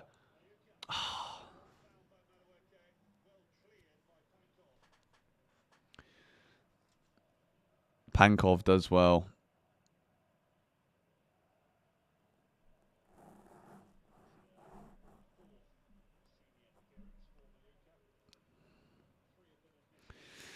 Well, we're doing all right. I predicted George score the first goal, and he actually scored it. Nice. Did you put any money on it, though? That's the question. Who would replace Maresca? That's the thing. That is genuinely the thing. I don't know. But I said it even when the score was 0-0 in this game. I'm not Maresca out at all yet. I'm just very unhappy with him at the moment. Thomas Tuchel's managing England, mate. England win a World Cup.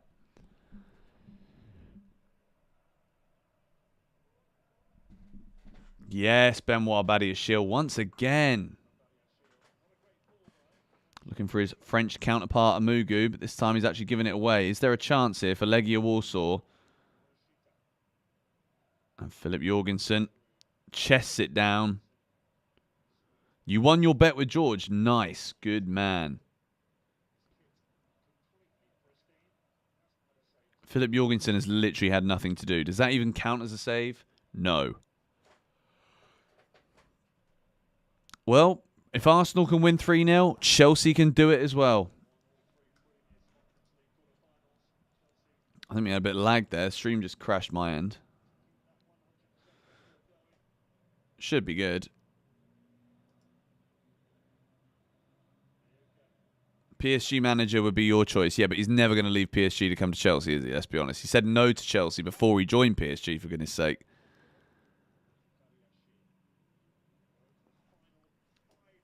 Did I place a bet on Chelsea to win? Not tonight. I've not really touched these Conference League games, to be honest. They're just a bit...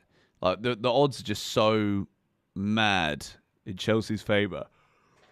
We got 4 minutes of normal time. 4.5 minutes of normal time to go.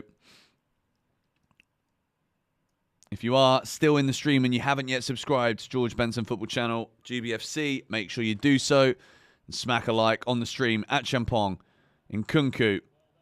That's nice. Go on, Sancho.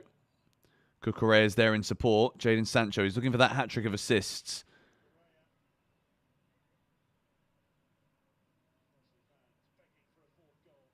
Chelsea to win was 1.6x.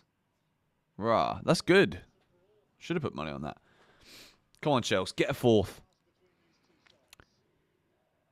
You missed the match. Well, sucks to be you, mate, because we've turned up in the second half. I'm not going to lie. First half was an absolute snooze fest. But the second half, excellent. Excellent, excellent, excellent. And I think it's just been those little bit of extra movement between the lines that has been the difference here. It's been pure dominance from Chelsea. Like, this is not a quarter-final.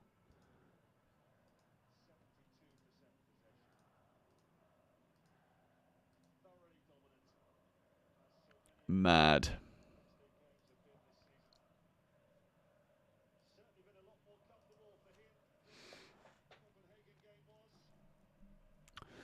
Well, big W. Chelsea fans having a great time now in the away end.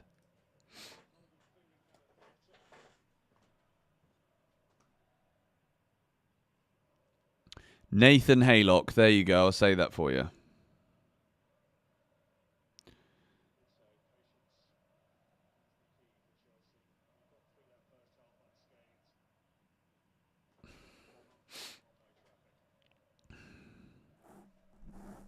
Yes, guys.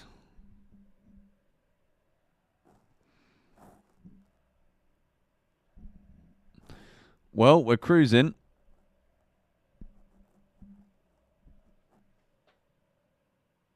Big shout out to everybody who's donated during the stream as well. There's been loads of super chats flying in.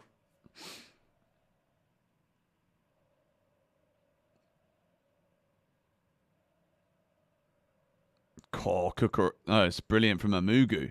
Well, that's Cucurella then.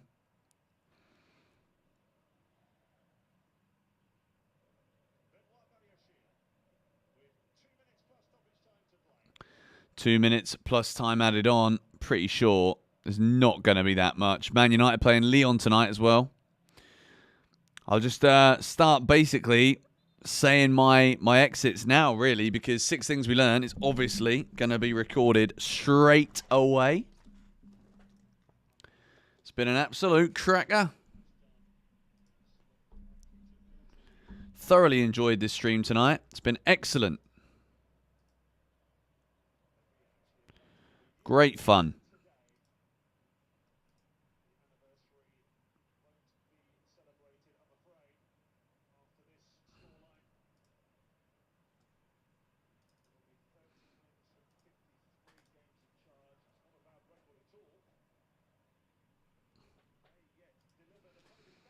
Well, is there going to be a goal for Legia here at the end?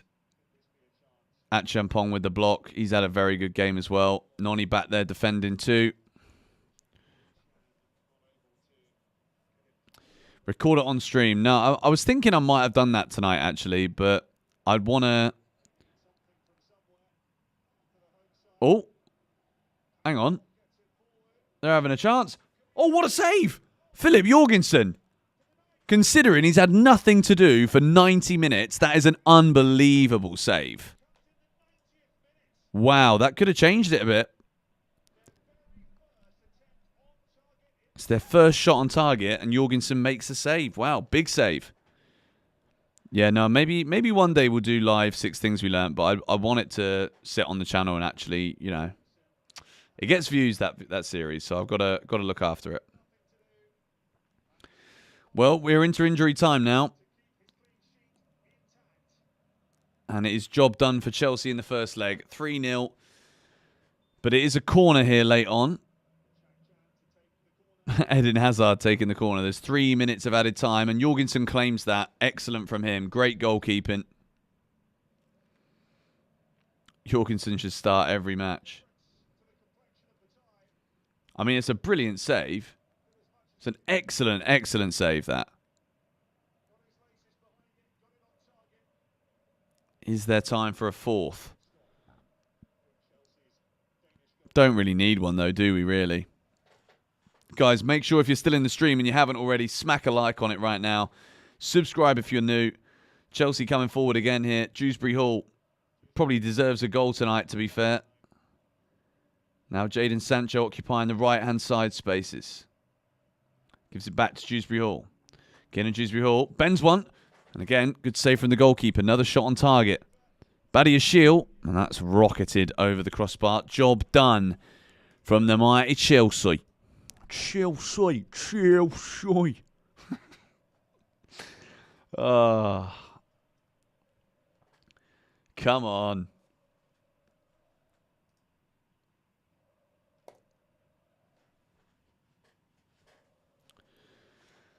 90 seconds to go.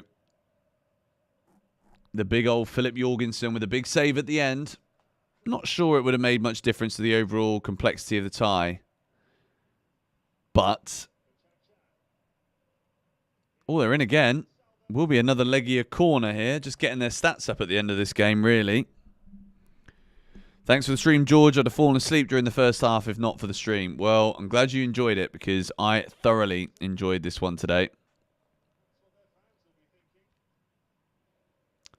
Bro forgot the super saves that Sanchez made. Super save that Sanchez made against Spurs. No, I didn't forget that. I gave him his flowers for that. It was an excellent save. Come on. Shinmawaker at the far post. Guys, make sure you stay tuned. 6 Things We Learned is coming out in a minute.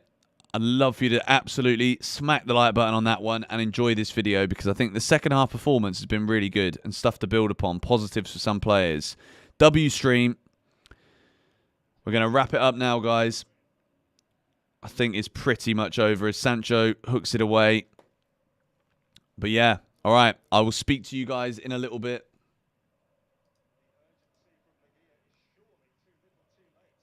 $20 seconds to go.